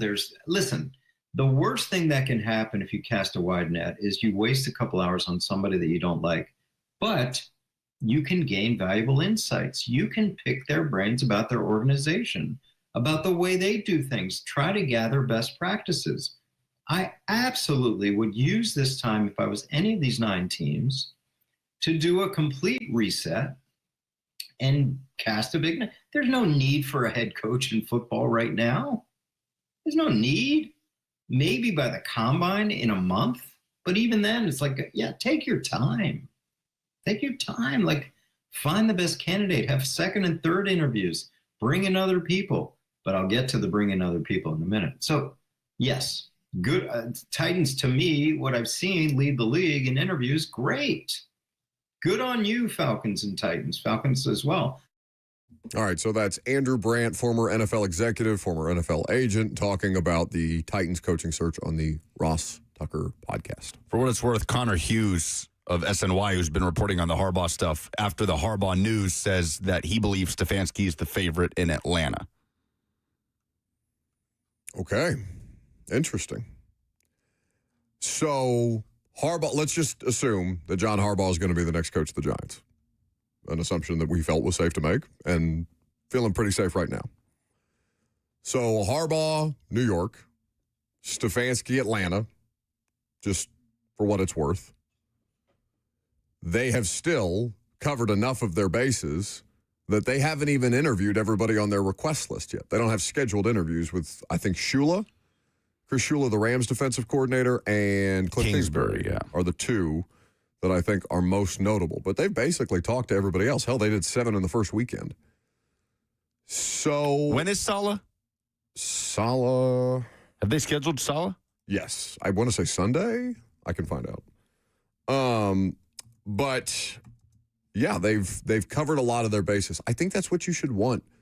So that even if Mike Borgonzi, and that's what he said he was going to do, by the way, like he told you he was going to do this, Mike Borgonzi at the podium, so at least he's sticking to the plan here, in the idea that, okay, will Titans fans believe that it was a fair and thorough process if they go through all of this just to hire Matt Nagy?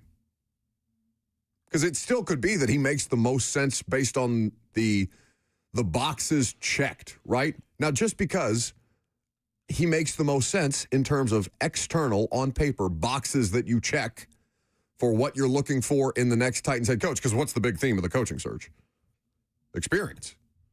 How many of them did we say have head coaching experience 14. previously? 14? 14 out of the 18 They that are want left. somebody who's done this job before, first and foremost. It was 15, including Harbaugh. So now he's off the board. And that's, I mean, hell, I think, did they even talk to 5 people when they hired Vrabel?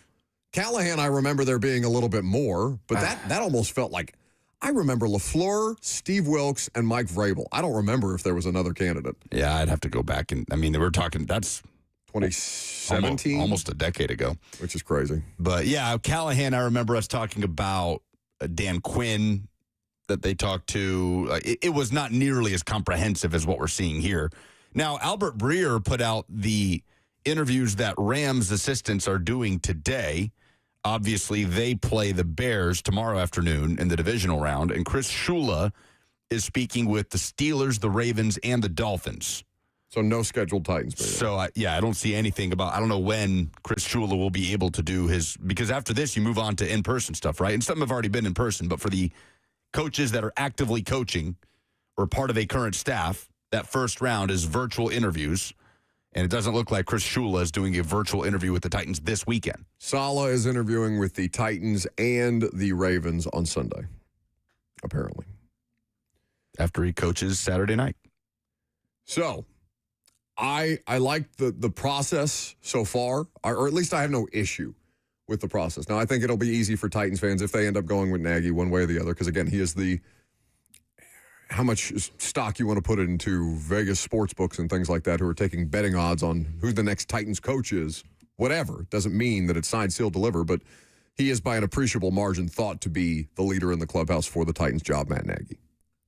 But you would think if the Titans are casting this wide of a net and they are taking everything with a grain of salt, all the information they have on candidates and that they do know and that they don't know, if they still ended on the conclusion of Nagy, you would hope that they would be convicted of that choice and they didn't choose him just because of their relationships. They chose him because in interviewing everyone, they still felt the most comfortable in him. If I was a Titans fan, that would make me feel better about Nagy if they did inevitably choose him. He seems polarizing enough, though, that I think a contingent of the fan base, and again, I don't know how large that contingent is. I think the vast majority of you are rational about how this circumstance plays out. And I think there's a loud minority on social media because that's what social media is. I think there's a contingent of the fan base that would just rebuke it flat out until they showed meaningful progress, and even then, they'd probably be suspect of Matt Nagy. I don't think there's no perfect candidate, right? There's no one left outside of Harbaugh that's going to completely unite the fan bases. This is the thing that makes the most sense. People are going to nitpick no matter who it is at this point. Okay, 615-737-1045 is the number. What do I have to give away for Friday Fire? We got Bush tickets. Joe Rexroad, very upset with us for not having any concept of 90s grunge band Bush. Oh, Retro Rexroad. We get it. I'm old. They made better music in my days. Music sounded better when it was made in a garage. Get off my yard. I mean, he's not wrong. I mean, we got a lot of people coming at us for not knowing who Bush is. Okay, it's not that we didn't know who they were. We were familiar with their songs. I did not know who they were. No, we played some stuff and it sounded familiar. I could pull out some old board games that I'd be like, you don't know what Chutes and Ladders is? Nobody should have any hope. Buck didn't know who Freddie Mercury was. So nobody should have any hope for Buck. But yes, we did not know who Bush was. I knew. No, I didn't know. I didn't know he was the lead singer of Queen. Right? I can't remember. What do we have to give away? Bush tickets? Tickets to Bush. 615. Nobody wanted them last time. Maybe this time it'll be different. 615-737-1045. You tell us what in sports or just your day-to-day life, in personal, professional, whatever the good thing that happened to you this week was. Your Friday Fire. We'll give you ours coming up next.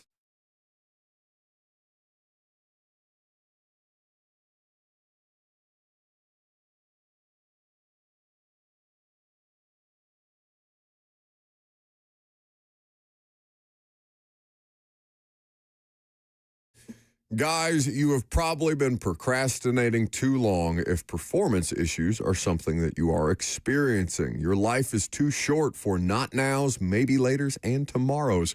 If you're noticing issues with ED or performance, then your relationships, your confidence, and even your career have probably already been affected. Online folks promise convenience and discretion, but their treatments are generic and some even unsafe. No more excuses. The Tennessee Men's Clinic is the state's first men's health-focused urology practice. Multiple urologists and providers focus solely on male performance.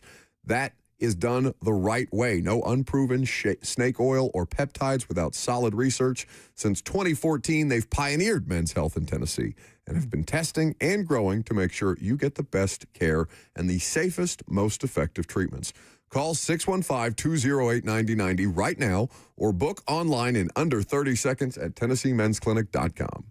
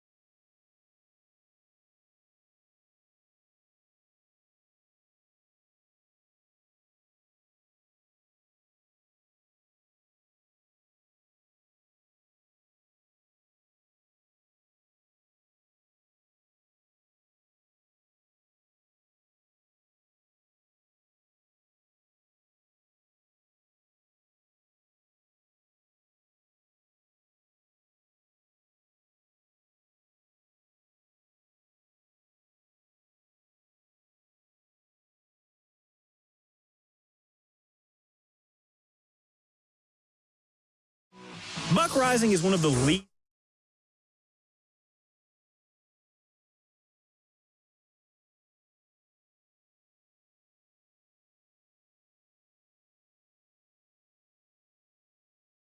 For the opportunity to win a pair of tickets to see the grunge band Bush, 615-737-1045. I got a fist bump from Brett Kern. Apparently he is a fan. So if you would like the tickets, Hell, just give them to him. We have a free pair nobody got from Wednesday. People, so. Oh, really? Okay. We can give Brett the other pair of tickets, or you can give 2 pair of tickets away, however you want to do this today. 615-737-1045. We do have people ready and waiting to deliver their Friday Fire. Mine is Curt Cignetti, the Indiana football coach. Did you see, I'm sure both of you subscribe to the Wall Street Journal, yes? No. No? I don't read. Be surprised to know. I don't think that's true. I think you read things. I don't think you are reading in the traditional sense. I am currently listening to Sun Tzu's Art of War on an audiobook. Are you listening to this on audiobook as you play your college football dynasty? No, usually as I sit in the sauna. I've been working on not letting you plotting world domination in a sauna with a bunch of sweaty 70-year-olds? No, just managing expectations. You know what I mean? Like the first to anger is usually the first to lose. You get knocked off your edge if you're the first to anger. So managing your emotions. That's telling. Yeah, right. Well, I work with you, so it's managing my emotions is of the utmost importance. My Friday Fire is Curt Cignetti. The Wall Street Journal did a piece on him and just kind of like his behavioral habits, how he built a program at Indiana that he had basically learned from Nick Saban. And one of the funny things in there was a piece about that he eats the same thing every day. Every day he eats the exact same thing because having to think about what he wants to eat on a particular day takes time away from the time that he could be spending on football preparation. What does he eat? It's a Chipotle bowl. Same kind of bowl from Chipotle. It's chicken, guacamole, rice, and beans. That's it. I don't know if there's any flair. No hot sauce. Salsa. Doesn't strike me as a sauce guy. I don't know. Maybe he is. But that is the listed ingredients of the Chipotle bowl. He has an assistant that goes and gets it for him every day so that he doesn't have to leave his office. And the assistant, in the same way that if you work for a company and you're expensing that company for things, you rack up points that you can use at a later date. The assistant now has, I think, 65,000 Chipotle points, which could essentially buy a free meal for the entire Indiana football program. I think it takes 50,000 to cater an event, so he could get a free event catered. Man. Jealous. If it was me, I would have an assistant going to get me some Hattie B's with pimento cheese, mac, and Southern greens. Well, you wouldn't even have to do that because Hattie B's delivers. They do. That's true. Of course, we are civilized, though. Kurt Cignetti, clearly deranged. My Friday Fire is Ty Simpson, the Alabama quarterback that is off to the NFL draft, and he is about to go through that process. Now, there was smoke around the idea of Ty Simpson potentially returning to his home state and playing for Tennessee for one final year if he did not go to the NFL draft. And Chris Lowe, doing some excellent reporting, as he always does on 3 Sports, talked to Ty Simpson, who told him that he had massive NIL offers from multiple other schools, including Tennessee, Miami, and Ole Miss, that were all offering $4 million. And then according to Ty Simpson, when Miami lost out on Sam Leavitt, they came back around offering $6.5 million for him to come back and play in 2026. Ole Miss called again and said they could match it. Stands to reason that at least one of those 2 programs would have been willing to even go higher than that, maybe an extra $500,000. But here's the quote from Ty Simpson to Chris Lowe. Quote, "Everybody would just remember me as the guy who took all this money and went to Miami or Tennessee for his last year. But I was a captain. I put my hand and footprints in the cement at Denny Chimes." For those who don't know, it's a tower in the middle of campus at Alabama. "I would have lost everything that I built at Alabama." As a Tennessee fan that would have welcomed the idea of Ty Simpson as my starting quarterback next year, I have so much respect. That is awesome. In a world of college football now, where that is the antithesis of everything Ty Simpson said to Chris Lowe, it was really cool to see somebody that actually wanted to create and leave a legacy at the place that he played at. I mean, so shout God, out Ty Simpson. How many years would he have been there at this point in time? Yeah, this was his first year as a starter. He, I want to say 2021 was his last year of high school, so he sat and waited, redshirted, got his opportunity, came up short, obviously, of championships, but just cool to see. And we don't get that very often nowadays. Somebody whose father is clearly a coach. No doubt. Robert? No doubt. My Friday Fire is my move is almost complete. The Battlestar is almost fully operational. Today the movers came through. What? The Death Star, excuse me. Star Wars nerds Just let him everywhere. cook. Yeah, come on, dude. What do you? He said the wrong thing. He said like the Battlestar or something like that. He's shut his mic off, take him out of 1. Remind me to turn that back on so he can talk again at some point in the show. My move is almost over with. I will be closer to downtown. I will not take 30 minutes to drive to work anymore. My commute has not been knocked down. And I'm excited to be in a new house with my kitties. Yeah. Oh, they haven't seen the new place? No, they get to see the new place when I get off today. We have been scattering their little hairballs all around the house. So that works. I'm excited to see them. The only downside is Stoney will no longer have a backyard. He will have a patio, which I will turn into a catio. He'll make do. He doesn't have a choice. He doesn't pay any rent. 737-1045. Best submission is going to Bush. Steve in Lebanon is up first. Hey, Steve. Hey, how you guys doing? Great. My Friday Fire is Will Levis posing for a picture with the Anaheim Ducks mascot. His stock's already down low in Nashville, and I'm like, come on, dude, what are you doing? Well, wait, why is it your Friday Fire? Just because you enjoy making fun of Will Levis or what? Well, I mean, it is kind of fun. Okay. Thank you for the call. Remember to stay on hold. I like his chuckle as he falls off the cliff. The Ducks aren't, a good team, but I contend that maybe 5 to 10% of that crowd. I mean, how many people knew who he was? Titans quarterback Will Levis. Where? Like At an Anaheim Ducks game. A smattering of applause. Why? Because he's gotten as far away from this place as humanly possible, it seems. Chris is in Gallatin. Hey, how's it going? Good day, gentlemen. Good day to you. All right. This is not going to be sports related. However, it is a qualifier, so I am told. Tomorrow is my birthday, and I have been delivered by one of the finest women I've ever worked with, chocolate-dipped peanut butter balls. This is a once, maybe twice a year delicacy that gets delivered to me, and I'm super pumped about it. Hell yeah. Happy birthday. How Hell old? Yeah. Thank you, sir. It will be the big 5-1 this time. Ooh. Never too old to celebrate birthdays, especially with, chocolate-covered peanut butter balls? Fantastic. That sounds incredible. Fantastic. Electric. Now I'm hungry. Alan is in Mount Juliet.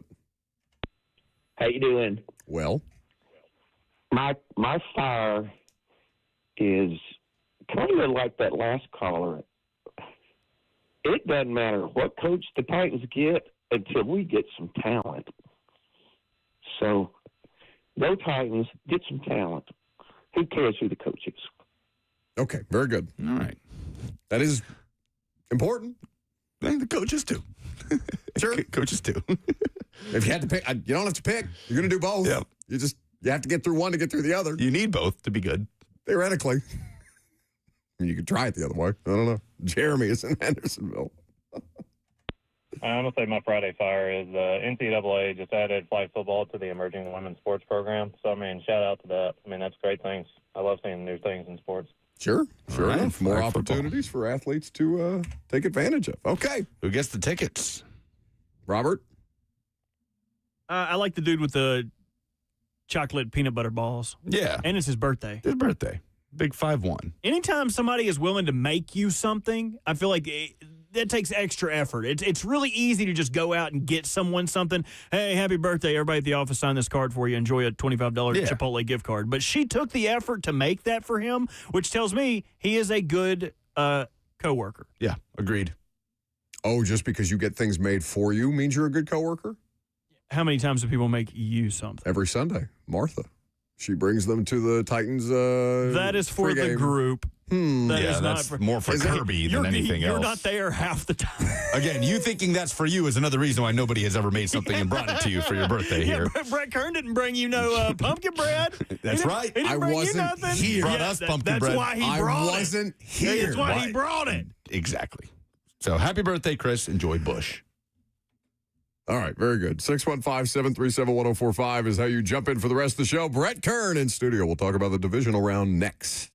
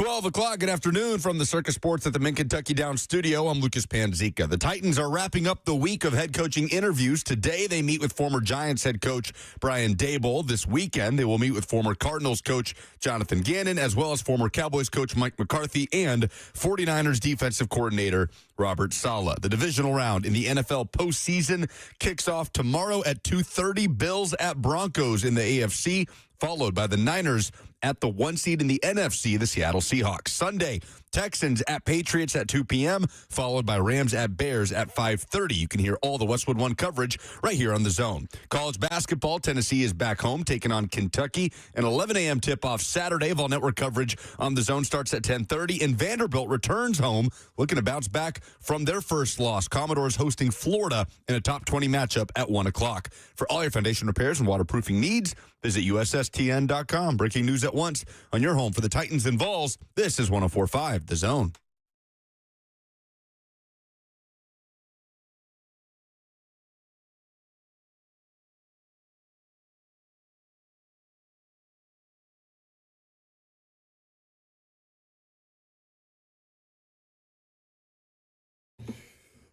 Okay, so Brett Kern is in studio on a Friday, which means that picks are on the horizon. We're excited about it. Hey, buddy.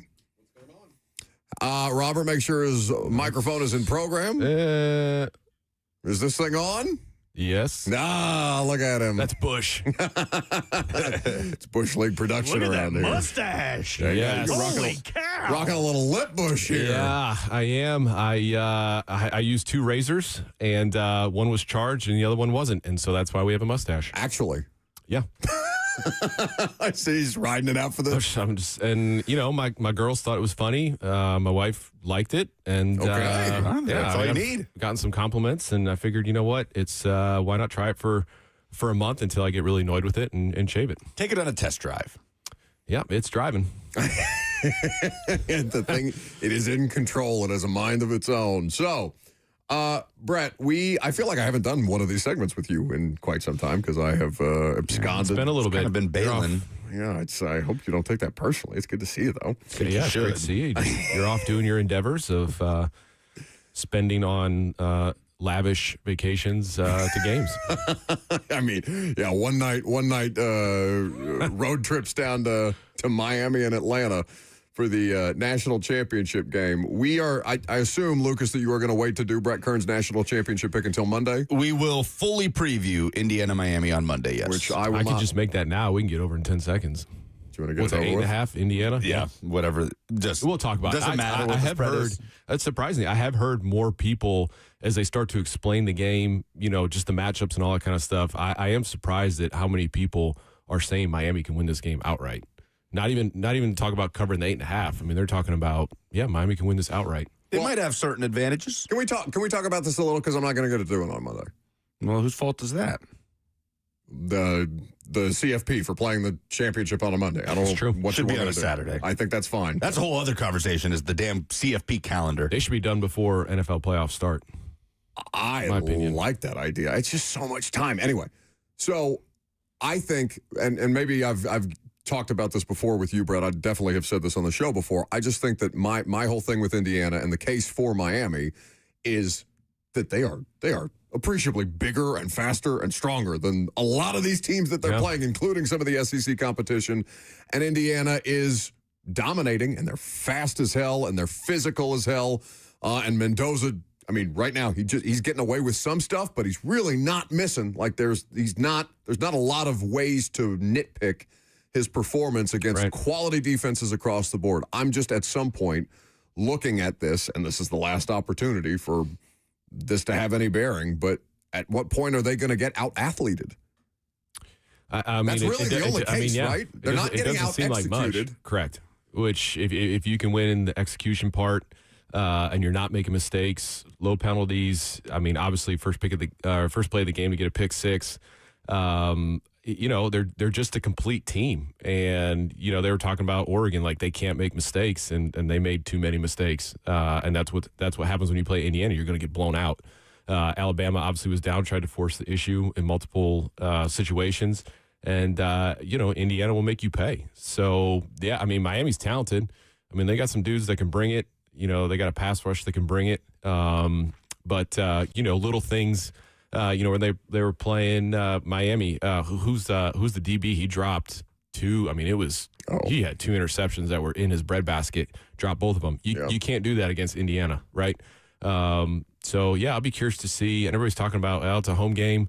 But really, I mean, it's the ticket split has to be, you can't favor Miami, right, over Indiana. Like, the ticket split has to be even. And then obviously driving up the prices is, Indiana people wanting to come to this game. But, it'll feel, you don't have to travel, which is huge.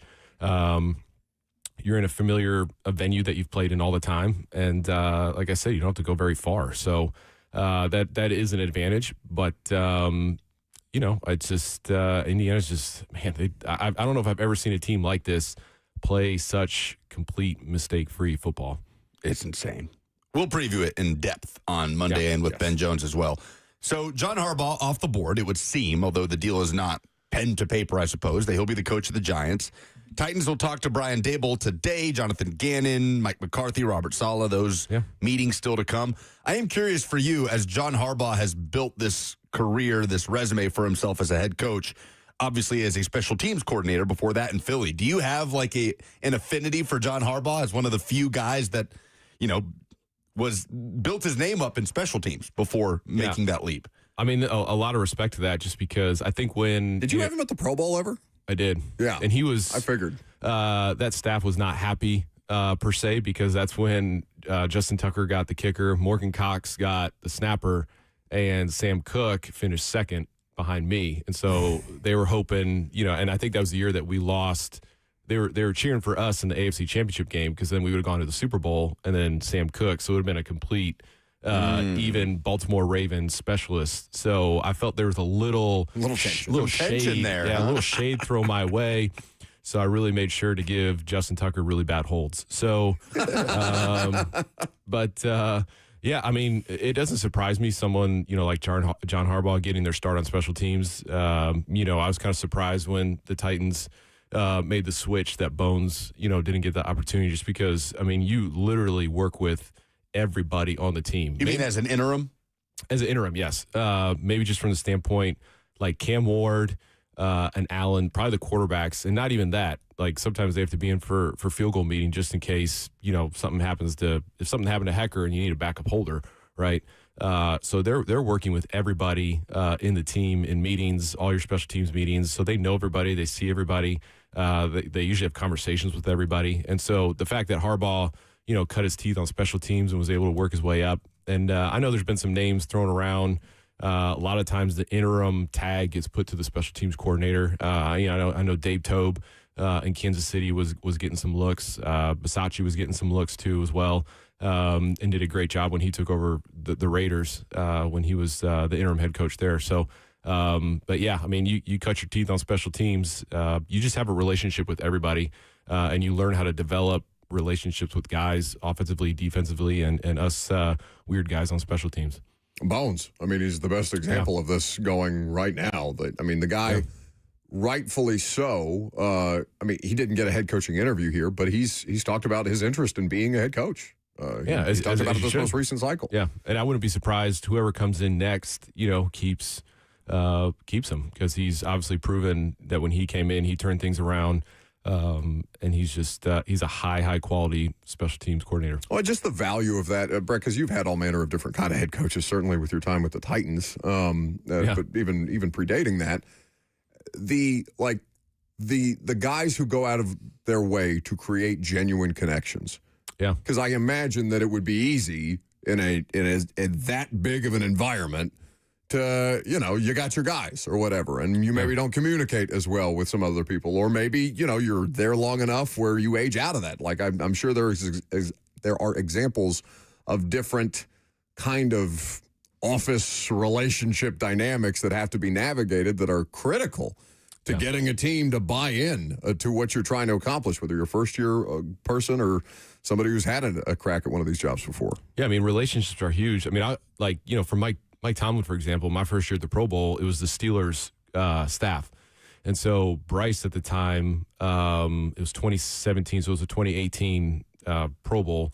He was 9 years old, 10 years old, and he was just kind of following me around. Ben Roethlisberger was there. Some of the guys from the Steelers were there. Is this when he had the mic?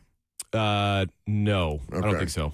Because I know he interviewed like Lamar Jackson and a couple of different Bryce has had a more accomplished media career than anybody with a microphone right now. Him and Drew Brees' boys were playing pretty much WWE football in the locker room, which was pretty interesting. So, but yeah, I mean, Tomlin came up to me, introduced himself. Was talking to Bryce for a while, cutting it up, and then I think it was the preseason following. I go up to him. I was like, "Hey, coach, how you doing?" And he goes, "Hey, man, how's your boy Bryce doing?" And I'm like, "Dang, man."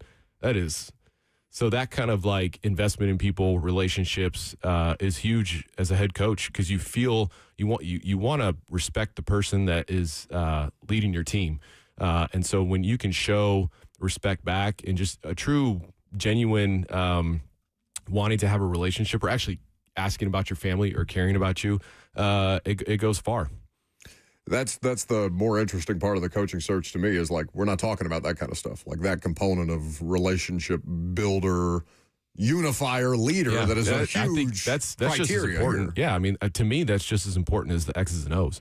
Because if you have a guy that knows the X's and O's, that's great. But if he can't relate to you, you're going to find in the hard times when you get that loss that you're not supposed to have, or you lost the game because of a decision here or a decision there, and you're still stuck on your X's and O's and you can't relate to the guys. Like that locker room will fracture quick. Mike Borgonzi's talked about it, right? Like what they're looking for, that line between connectivity and holding everybody in the building to a certain standard. The best coaches walk that line, right? And that's what they're looking for here. And we sit here and we just talk about wins and losses if guys were former head coaches, right? Or what? Was the guy's offense good enough? Exactly. Or, did he do enough of the playoffs? Like the things that that's the only thing that we're capable of talking about because we don't have the access to the inter-office politics. The relationship side is tough to figure out. That's hard to figure out, but you need that element because that's just as important, like I said, compared to the X's and O's. Brett Kern is hanging out in studio. We'll do some picks with Brett Kern coming up next.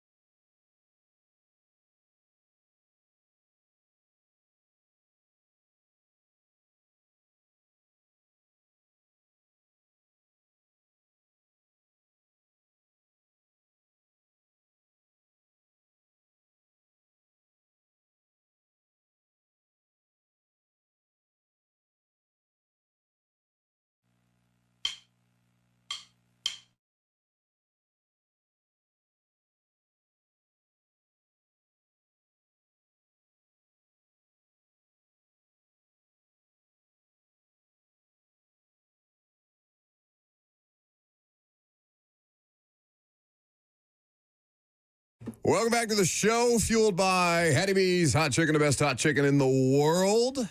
Do you have a preferred Titans coaching candidate? Do you care one way or the other? I will say this. I'm glad that they're interviewing a lot of people. Okay. Why not? Yeah, no, that's kind of the argument. And they're not, they've had time, but they're not rushing into it. Just take your time. And if you need a round 3 interview, take it. Just take it. There's no rush. Like, this hire needs to be, a slam dunk. So. Well, and they've given themselves enough diversity of thought here that you can have. I mean, you have to have contingency plans in any of this stuff, whether it be the draft or coaching searches, coordinators, what have you. But they've given themselves a couple of different. They can create a couple of different contingency plans that maybe one's better than the other, but them settling would not be the worst thing given the kind of legwork that they've done, depending on how you view that word. Do you have one? I've talked to Lucas before about, do you go offensive guy, defensive guy, a guy calling plays, not calling plays? I want somebody who I like that they're taking the path that they are, but if you're asking me what matters most here, it's experience and the ability to delegate specifically. Yes. Yeah. Which is why I'm more on the Nagy thing than I think people want or have any interest in being. Because I understand that he had some flaws and that he very much caused a quarterback controversy in Chicago that didn't need to exist there at the end. It was a big reason about why he got fired, and he couldn't develop Justin Fields. Now, maybe nobody could. I don't know. Well, he's been Pittsburgh, Jets, same thing with Trubisky. Yeah, so there's definitely things there. They all have things, but like of the boxes that it checks for me, as far as what I think that place could use a lot of, he makes the most sense, even if it's not. He's not a Corvette, right? He's a Honda Civic. Yeah, I mean, you're going to have nobody's perfect. That's just life. But if you can have somebody that can check as many boxes as you need and want, and the ones that they can't, are you okay with those boxes not being checked? Few of these guys you were around. Obviously, Arthur Smith was here for forever. You were around Art, plenty. And then there's plenty of candidates that you wonder if it's just information gathering mode, guys that could be candidates to be coordinators for the Titans, if not head coach. Yeah. Jonathan Gannon seems like one of those guys to me, right? Excellent defensive coordinator, didn't work in Arizona. Bunch of reasons for that. He was here for a couple of years as a defensive quality control coach. So Art was offensive quality, one of the offensive coaches, and then JG was the same on the defensive side. I think it was like 2011, 2012. 2012 and 13. Yep, 2012, 13. Munchak. And that's how they both started. And then I was with Gannon up in Philly for a little bit too when he was a DC. So, who else did you overlap with here? Probably everybody. At one point or another. There have been a lot of these people. My first year here is CJ Rush for 2000. So that was 2000, whatever. 9. And you would have just missed out, I think, on his time, and he's not a candidate here. But Jim Schwartz, according to Mary Kay Cabot, has a second interview with the Browns. So he's advanced to the next round. He came and helped Vrabel out. He was here for a minute with Vrabel, but you were not here with him as the defensive coordinator, right? I think you guys would have just missed each other. Correct, but I was here when he was kind of like the same role that Mike McCoy had. Okay. So we don't have many of these segments left, pick-em segments. We're running out. In fact, we have 3 remaining, including the Super Bowl. Sad. So let's get into it. This is sad. The divisional round of the NFL playoffs kick off tomorrow in Denver. The 1-seed Broncos, after the bye week, host the Buffalo Bills, a 3:30 Central kickoff. You can hear all the Westwood One coverage right here on The Zone. So Denver has done something, or I will say Denver almost did something that is just remarkable, that has not been done in the modern era. That is lead the league in sacks and lead the league in sacks allowed, for fewest sacks allowed. They came up just shy of fewest sacks allowed. They allowed an average of 1.4 sacks per game. LA, the Rams, allowed 1.3, but Denver averaged 4 sacks a game on defense all season long, up against Josh Allen, who is playing through some stuff, a right foot, a left knee, right finger injuries. I was talking to Robert before the show, and he was just talking about how tough of a player Josh Allen is and how impressive it is that he plays through this stuff just not what I was saying. Week in and week out. It's like, man, the guy's just a warrior, right? That's kind of what you were. Why do you hate him? Every time he leaves the game, they're like, and Josh Allen's going into the medical tent. He's going to come back. Oh, why is my hand is not working correctly? Why I can't? It's like, oh, Josh, you're trying to use your foot there. You're flexing your foot. Oh, my hand is actually fine. I can go back and play. They put him in. He comes out. My knee hurts when I do this. Okay, don't do that anymore, Josh. Okay. Runs out of the blue medical tent. I can play again. Go back to the sideline, Mitch. Thank you. I would love for you to tell that to him, to his face. I would also love to tell him that. I think you're underestimating. Michael B said hello. I think you're underestimating. Oh, no. Stop it. You stop it right Michael now. B. Jordan's calling. Let her answer. Well, you've seen the scuttlebutt beyond the actual X's and O's of this game that she's a Broncos fan, his wife. Yes. Was she from there or something? Well, remember what happened? Didn't Bo Nix, before he beat Mahomes, and he posted a picture of him and his no, it was the Chargers and Madison Beer and Justin Herbert. So if Bo Nix wanted to get back at him again, he could post Haley with Michael B. Hey, really enjoyed Sinners. Bo Nix, low-key a demon. Well, the Bills, after beating the Jags in the wild card round, banged up a receiver, Josh Palmer, Tyrell Shavers, Gabe Davis. They are 1.5-point underdogs at Mile High Stadium, Brett. Yeah. I mean, look, the Broncos, they're looking for their first playoff win since winning the Super Bowl in 2015. So it's been a minute since they've gotten a playoff win. But, Week 18, the Broncos played the Chargers to lock up that number 1 seed. 0 offensive TDs and 4 Will Lutz field goals. And they went 0 for 3 in the red zone. So not a real encouraging offensive performance there in Week 18 when they needed the game, too. Their only TD was a McMillan 45-yard interception return for a touchdown. But, since Bo Nix, you were talking about sacks, he's 7th in QBR since Week 12, and he only has a 1.2% interception rate, and his sack rate's down below 2%, which is what you were talking about earlier, which is pretty remarkable. So the offensive line's able to keep him up and give him time to throw. But, which offense, will show up versus Buffalo in a D that can give you trouble at times, hasn't been consistent, especially against the run, but they gave Jacksonville some issues last week at times. So, but, for Buffalo, how big is that monkey off the back, getting their first road playoff win since 1992, which is pretty crazy. But, the Bills, they struggled a little bit down in Duval. They only rushed for 79 yards on 26 carries. And Denver is second in the league, only allowing 91.1 yards per game. Jacksonville's first. So they get the joys of going against number 1 and number 2 back-to-back weeks. But the 3 teams that beat Denver this year, 2 of them rushed for over 100, the Colts and the Chargers. Allen, once again, had a great day, threw 80%, 28 of 35 for 273, 1 touchdown. Shakir came up big, 12 targets, 12 receptions for 82 yards. And so, for Buffalo, can they create some type of vertical threat? Denver plays a lot of man, and Denver led the league this year in DPIs. They had 20 of them for a loss of 350 yards. So can they get that vertical threat just to maybe, expose some of those DPI opportunities?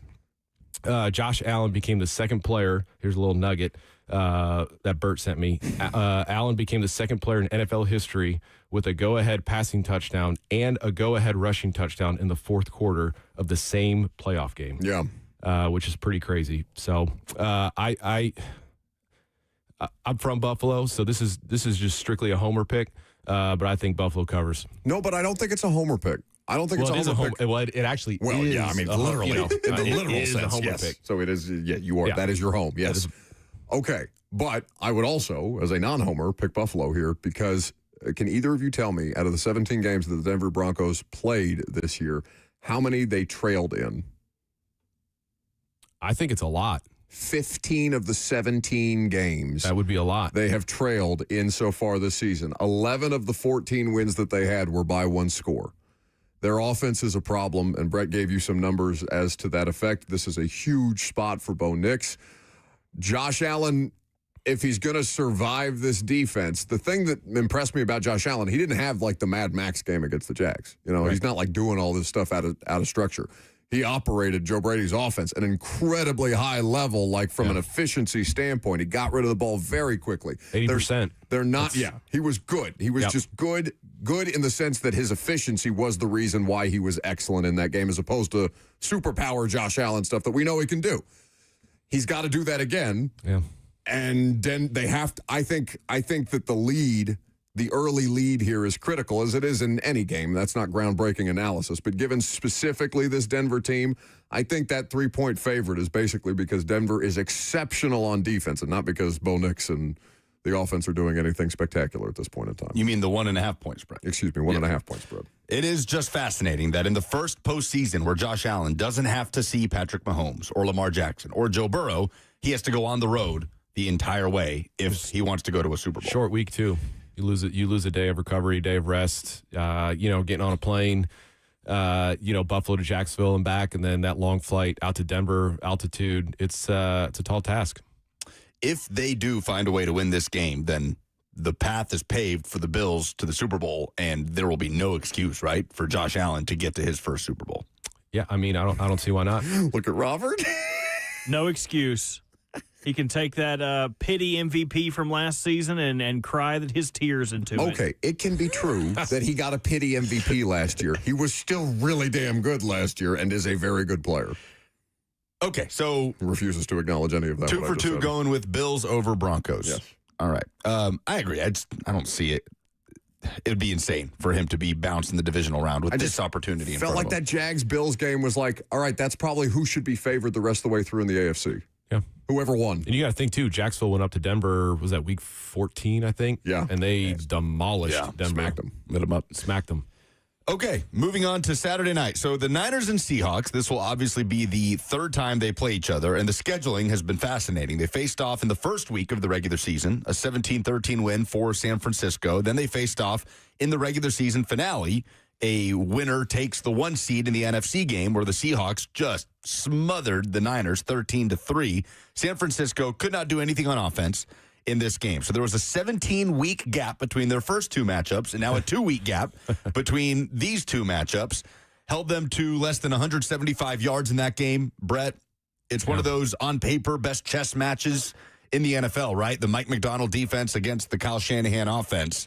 But to you, is there enough there for San Francisco to bounce back from what they did in that regular season finale as they go into Seattle?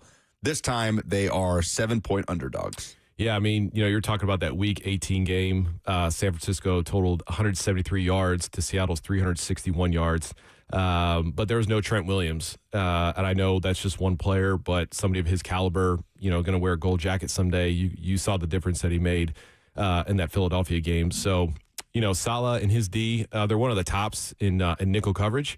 And so most teams this year that have tried to match Seattle's big, that 12-13 personnel to stop the run, the last matchup, Saleh didn't do that. And so Week 18, they kind of stayed in that nickel package, and Seattle had 39 carries for 180 yards. So, last week, San Francisco, they found a way post-Kittle injury. It was difficult. The first half, Purdy was 10-15 for 168 with a 61-yard touchdown. And then the second half, obviously no Kittle.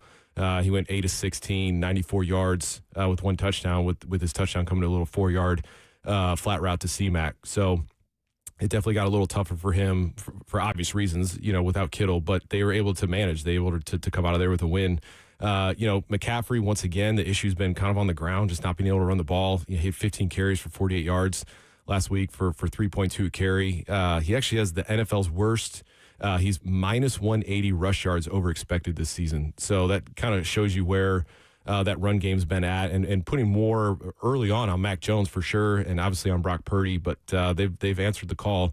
But the first 10 weeks of the season, Sam Darnold led the NFL in QBR at 77.8, but since week 11, he's 27th in QBR at 36.9. So he's digressed. But Sam Darnold also, here's another one. He led the NFL in turnovers with 20 this year, 14 interceptions, 6 fumbles. It's the first time since 1978 a QB has led the NFL in turnovers and still been a number 1 seed. That's a nugget. Well done, Robert. Yeah, great. Thank you. Appreciate it. Doing my job. Yep, absolutely.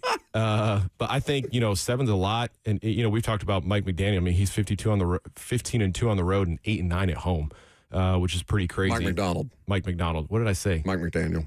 You know what? They're probably brothers that we don't know about. They kind of look the same a little bit. Cop. Well, his dad did have a farm. Yeah. Mike's dad. Mike, for sure. I called him old. Yeah. But I think the 49ers can cover the 7.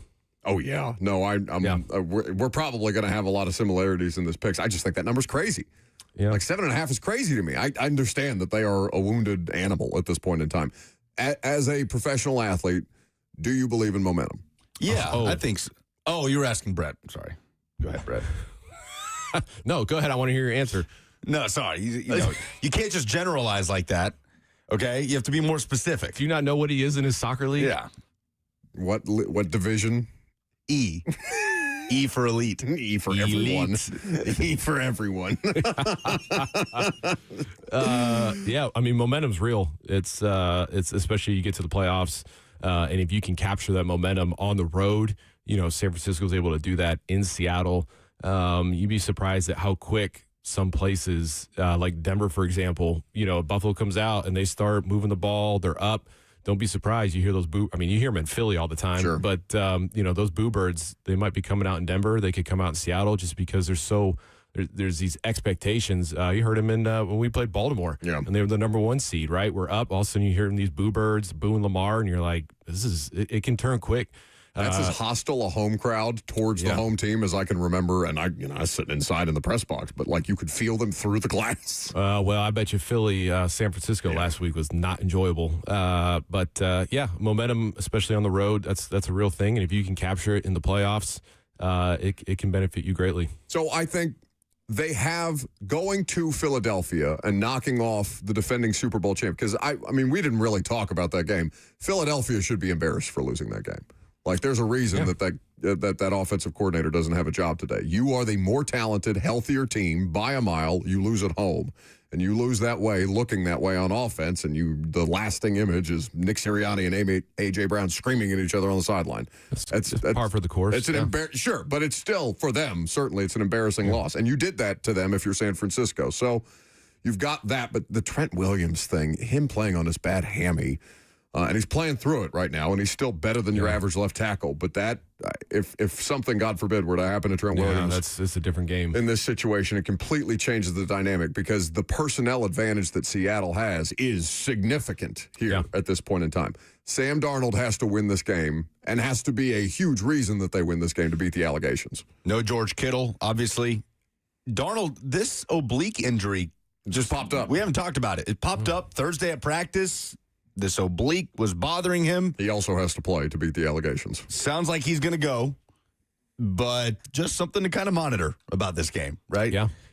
Also, it might go quick. These are two of the least penalized teams in the NFL. And I read that, and I was like, yes. Yeah. John Hussey is refereeing this game. His crew, bottom 5 or top 5, I should say, in fewest flags per game. I was about to say, old Fussy Hussey is definitely not going to be not throwing flags. He might not know where his yellow flag is located in his pants.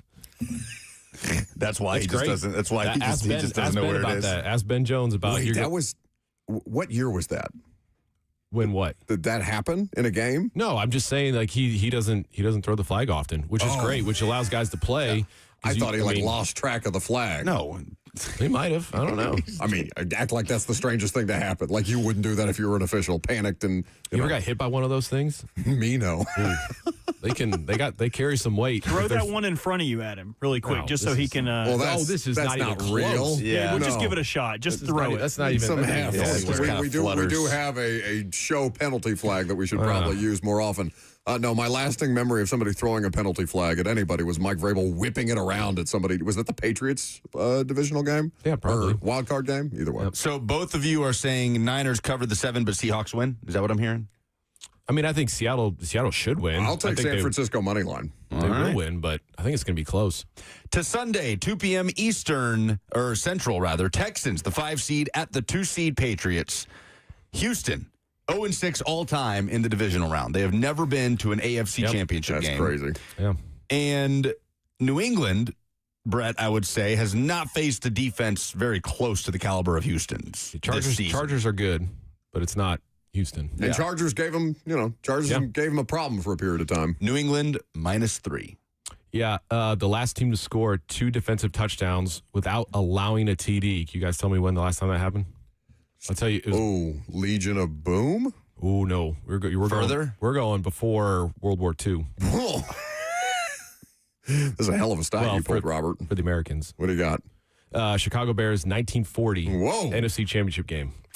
So what they did Monday night was a pretty remarkable feat. The Texans D led Aaron Rodgers to a 14.3 total QBR last Monday night. That was the worst QBR that he had in his 22nd playoff start.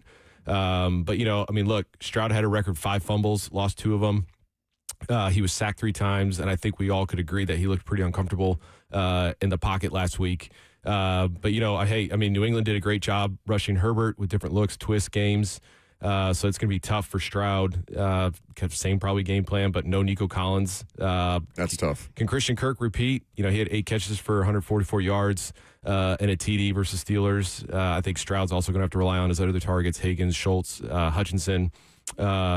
Marks, he had a great game rushing the ball, rushed for 112 yards on 19 carries. And New England struggled against the run, but Milton Williams back. They definitely looked better. I think he recorded 2 sacks last week, so his presence definitely helped, and he was noticeable. The Patriots, we talked about a close game.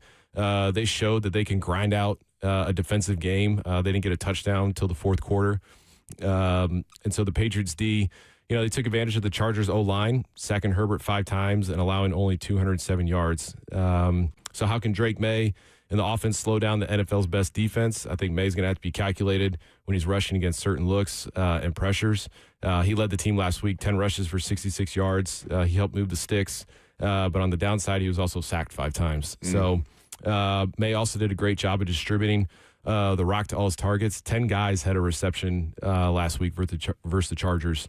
New England, they average 8.6 per air attempt, which is 3rd in the league, and Houston allows 4.6 per air attempt, which is 1st. So something's got to give there. They're so good at every level, Houston. This is such a hard game to pick. It is. But I think it's hard too because Houston's been they're just inconsistent on offense. The defense is going to show up. This New England -3 is tough, but I think Houston covers. Yeah, that defense is just it's otherworldly. It's nasty. It's otherworldly. They have back-to-back thick 6s in consecutive weeks. These defensive tackles. Somebody named Tommy Togiai is running a touchdown back into the end zone last week against the Steelers. Just ridiculous. To do something that hasn't been done since 1940.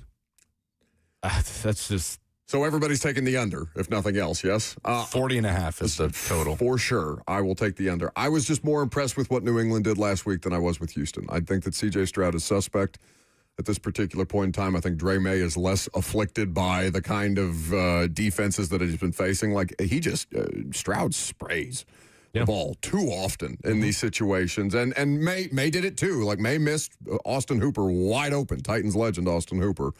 Wide open for a touchdown last week. But he also had that dime to Henry. Yeah, he did. That touchdown was nice. I'm going to go with the better quarterback situation. I'm going to go with New England -3. It's the first time we disagree. All right. Last one. Sunday, 5:30 Central. The 5-seed Rams at the 2-seed Bears after that incredible comeback win over Green Bay in the wild card round. The temp in Chicago, single digits at kickoff. Wind chill will be wind chilling. I saw this on ESPN Research. This is insane. Matthew Stafford has never played in a game, regular season or playoffs, where the temperature was below 20 degrees at kickoff. Yep. Yeah, played in Detroit and LA. I understand, and Detroit's indoors, but still, that long in the league, I don't know. That's pretty remarkable. It kind of blew my mind. Yeah, Robert sent me that stat earlier this morning. The Rams -3.5 in this game on the road. So they are road favorites at Soldier Field. Brett? Yeah, Matt Stafford's coming off 2 go-ahead TD drives.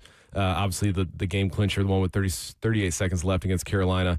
That's his fourth quarter or overtime game-winning drive in the playoffs in his career. Who has more than Stafford? He's got 4. The leader has 6. Active? He is active, but this is overall. Oh. He is active. Mm-hmm. Caleb Williams has had a bunch, but it can't be him. It's in the playoffs. Oh, it has to be in the playoffs. Yep. Oh, man, he's an active quarterback with these fourth quarter comebacks. This is good. Got you guys. Bert? You have any guesses? I would if I was listening. Okay, good. Say a quarterback. In the playoffs. Active quarterback. Sam Darnold. No. Patrick Mahomes. No. He's got 6. It did end up being probably the biggest slam dunk. He's got 6 of them. I would have said Rodgers. Yeah, actually, that's what I thought it was when I was reading the stat. I would have said Rodgers. It's Mahomes. Yeah, but me too. Shut up. Chicago's coming off that comeback win against the Packers where they scored 25 points in the fourth quarter. I don't know how many times they're going to get away with it, but they keep doing it. But, Chicago starts slow, and it's usually starting with the run game or Caleb, and honestly his ability to be inaccurate. Last week in the first half, he was 2 for 5 for 40 yards with the INT on passes over 15 yards. Second half, he went 7 of 13 for 166 on with a TD on passes over 15 yards. So obviously he got better as the game went on, but it's just a slow start. Chicago last week, I think they only had 40 yards rushing in the first half as well. So they make it difficult on themselves. I don't know if it's Ben Johnson trying to feel things out, what the defense is doing. But the good news is they still won, even with Caleb's 28% off-target rate, which is not great. But he finds a way. He makes some throws that will just that are amazing. I don't know how he pulls it off. And then there's some where he misses some guys wide open. That interception he had last week against the Packers was, you're wondering where the heck are you throwing it to? Yeah. But, last week the Bears only pressured Love 18% of the time in the first half, which led to 3 TDs. 3 touchdown passes on 3 straight drives. So will they pressure Stafford? If they don't, I think Stafford's going to have a lot of time to slice and dice. You talked about Matthew Stafford not playing a game below 20 degrees. The last time the Rams played in a game below sub-freezing temperatures was December 26th, 1983 against the Cowboys in the NFC wild card. That's insane. What a poll by you. You have really brought it today, my friend. I appreciate it. The fact that they had playoffs in December is pretty crazy. Just going to show how much the league has expanded, more games, all that kind of stuff. But, I do like, it's great. The Bears led the league in INTs, but those INTs have masked a lot of deficiencies that they have on D. And if they don't have a pass rush to get after Stafford, I know it's cold. I know he's got a bum finger. But I think LA can cover this. Well, and think about how the Rams play, because I'm going to take the Rams straight up. Their offense flows so much through that running game and those 3 tight end sets that they like to use. And they don't have their 2 guys, their 2 running backs who they use pretty even-keeled at this point in time, have combined for 2,000 yards rushing this year, which I'm sure Cosell gave me that stat earlier this week. I was surprised to know that because they're not like the most explosive rushing attack. Right. But they just chip at you with these 8, 9, and 10-yard gains consistently. Yeah. And I think it gives them the ability to travel in a way that a lot of people are going to talk about the weather this week and be like, no, that's a dome team. And the dome thing matters, right? Like that. LA's technically not a dome. Oh, that's nonsense. Just telling you, it's open. No, trust me, I played there. It was a little chilly, and you felt the wind. It's ridiculous because didn't they have a lightning delay there a couple years ago? They did. It was like one of the first games. It's like a charge. Gruden was on the sidelines for the Raiders and had a lightning delay. Gruden's face quizzically looking up at the dome, not dome, as the game was being delayed. It's crazy. The one eyebrow raised just up at the dome. Like, what is happening? So, all that to say, I think the Rams play a style of offensive football that travels, and I think that the Bears, the fourth quarter fireworks, they can't keep happening. They can't keep getting away with this. They are. I know. How many does somehow? It's great for TV. Mahomes has 6 of those comebacks, but those are just playoffs? Those are just playoffs. Okay. I do wonder fourth quarter or overtime, like game-winning drives. How many does Caleb Williams have? In regular season, he's got a bunch. Well, that's regular season. Well, I mean, shoot, they set an NFL record. They had, 6 or 7 games in the fourth quarter under 2-minute comebacks this year for Chicago. Not even like fourth quarter. I think it was under 2 minutes. He has 7 fourth quarter comebacks this year. That's including the Green Bay game. It's the most in a season by any quarterback under the age of 25 in league history. I mean, congrats to having that record. I'm not sure that's the record you want to. Yeah, you were down, but you found a way. Robert, what was your favorite Brett Kern stat that you, of course, fed Brett Kern? Well, it was probably the 2,000-yard rushing stat that I fed Greg Cosell, who then fed it to you. Me and Greg are in constant communication. I think the worst did the two of them lead the league in rushing? Because, I mean, I think Charbonnet, Walker. Combined? Yeah, you got I got believe Gibbs, that's Montgomery. correct. The Detroit thing The Detroit thing may have them beat. That would make a lot of sense because the people that led the league were Cooks, who there's not really another back in there that would pair well for total numbers. Derrick Henry, no one else saw enough reps to make it matter. Yeah, it's maybe Chicago? No, the Lions led the league in rush yards. No, second? it's Gibbs the had. Bills. The Gibbs Bills had, did. The Bills did. Oh, I was saying Gibbs had Josh 1,200 himself. Gibbs was awesome. Allen. Who was third? Bills, Ravens, Bears. Who was fourth? Washington. Who was fifth? Giants. Who was sixth? Patriots. Who was seventh? The Rams. Who was eighth? Falcons. Who was ninth? Cowboys. Buck Rising. Who It's was, 104.5 no, for real, don't toss yet. Who was 10th? Seahawks. Oh, so the Jets didn't finish top 10. 11th. They finished 11th. No. He's got him flipped. Jets. Oh, they were tied with the Seahawks. No. 2,096 rush yards. Yeah. Seattle 2,095 rush so the yards. Jets were 10th. Oh, I'm looking at the NFL's website that has them both at 2096. You can't trust that website. Oh, Dan Graziano. Don't be surprised if the Jets lead the league in rushing. Oh! Find yourself someone that loves you as much as Robert hates things he hates. Why? He's a lovely man. Low key though, Bert. That I love that Raptors logo, the old school Vince Carter. Oh, appreciate that. Yeah, you could do a segment alone just on throwbacks. How cool their logos are. I actually love their redone throwback logos with the black and gold. Used to have a Vince Carter jersey back in the day. He was so stinking cool. Maybe we and Lazy Eye Tracy. Ross, who's the other guy for the Raptors? Tracy McGrady. Tracy McGrady. Who's the other guy for the Raptors? I couldn't remember his last name. I just remembered the Lazy Eye. Oh. Thanks, Brett. What are you looking at, Tracy? Have a great weekend, Brett. We'll see.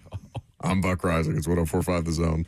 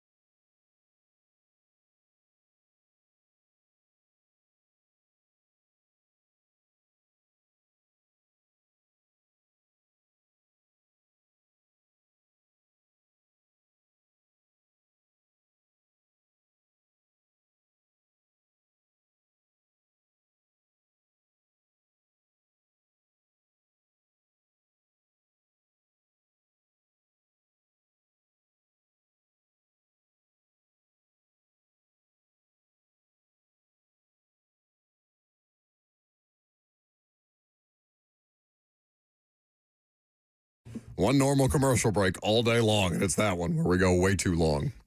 That's basically going to do it for us today. Whoa! You have time for this? It's a tradition. It's the longest one by a mile. Hold on, this is my favorite part. Hold on.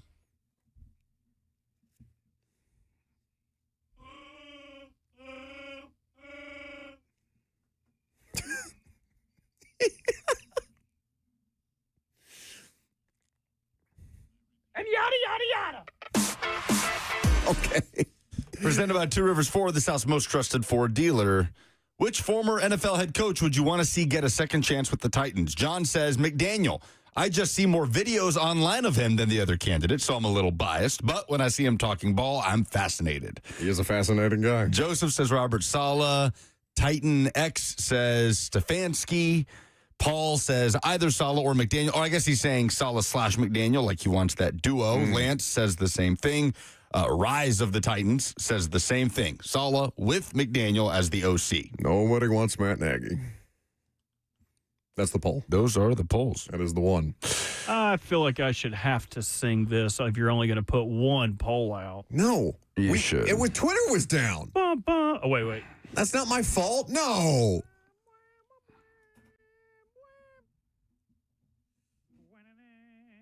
Is it over?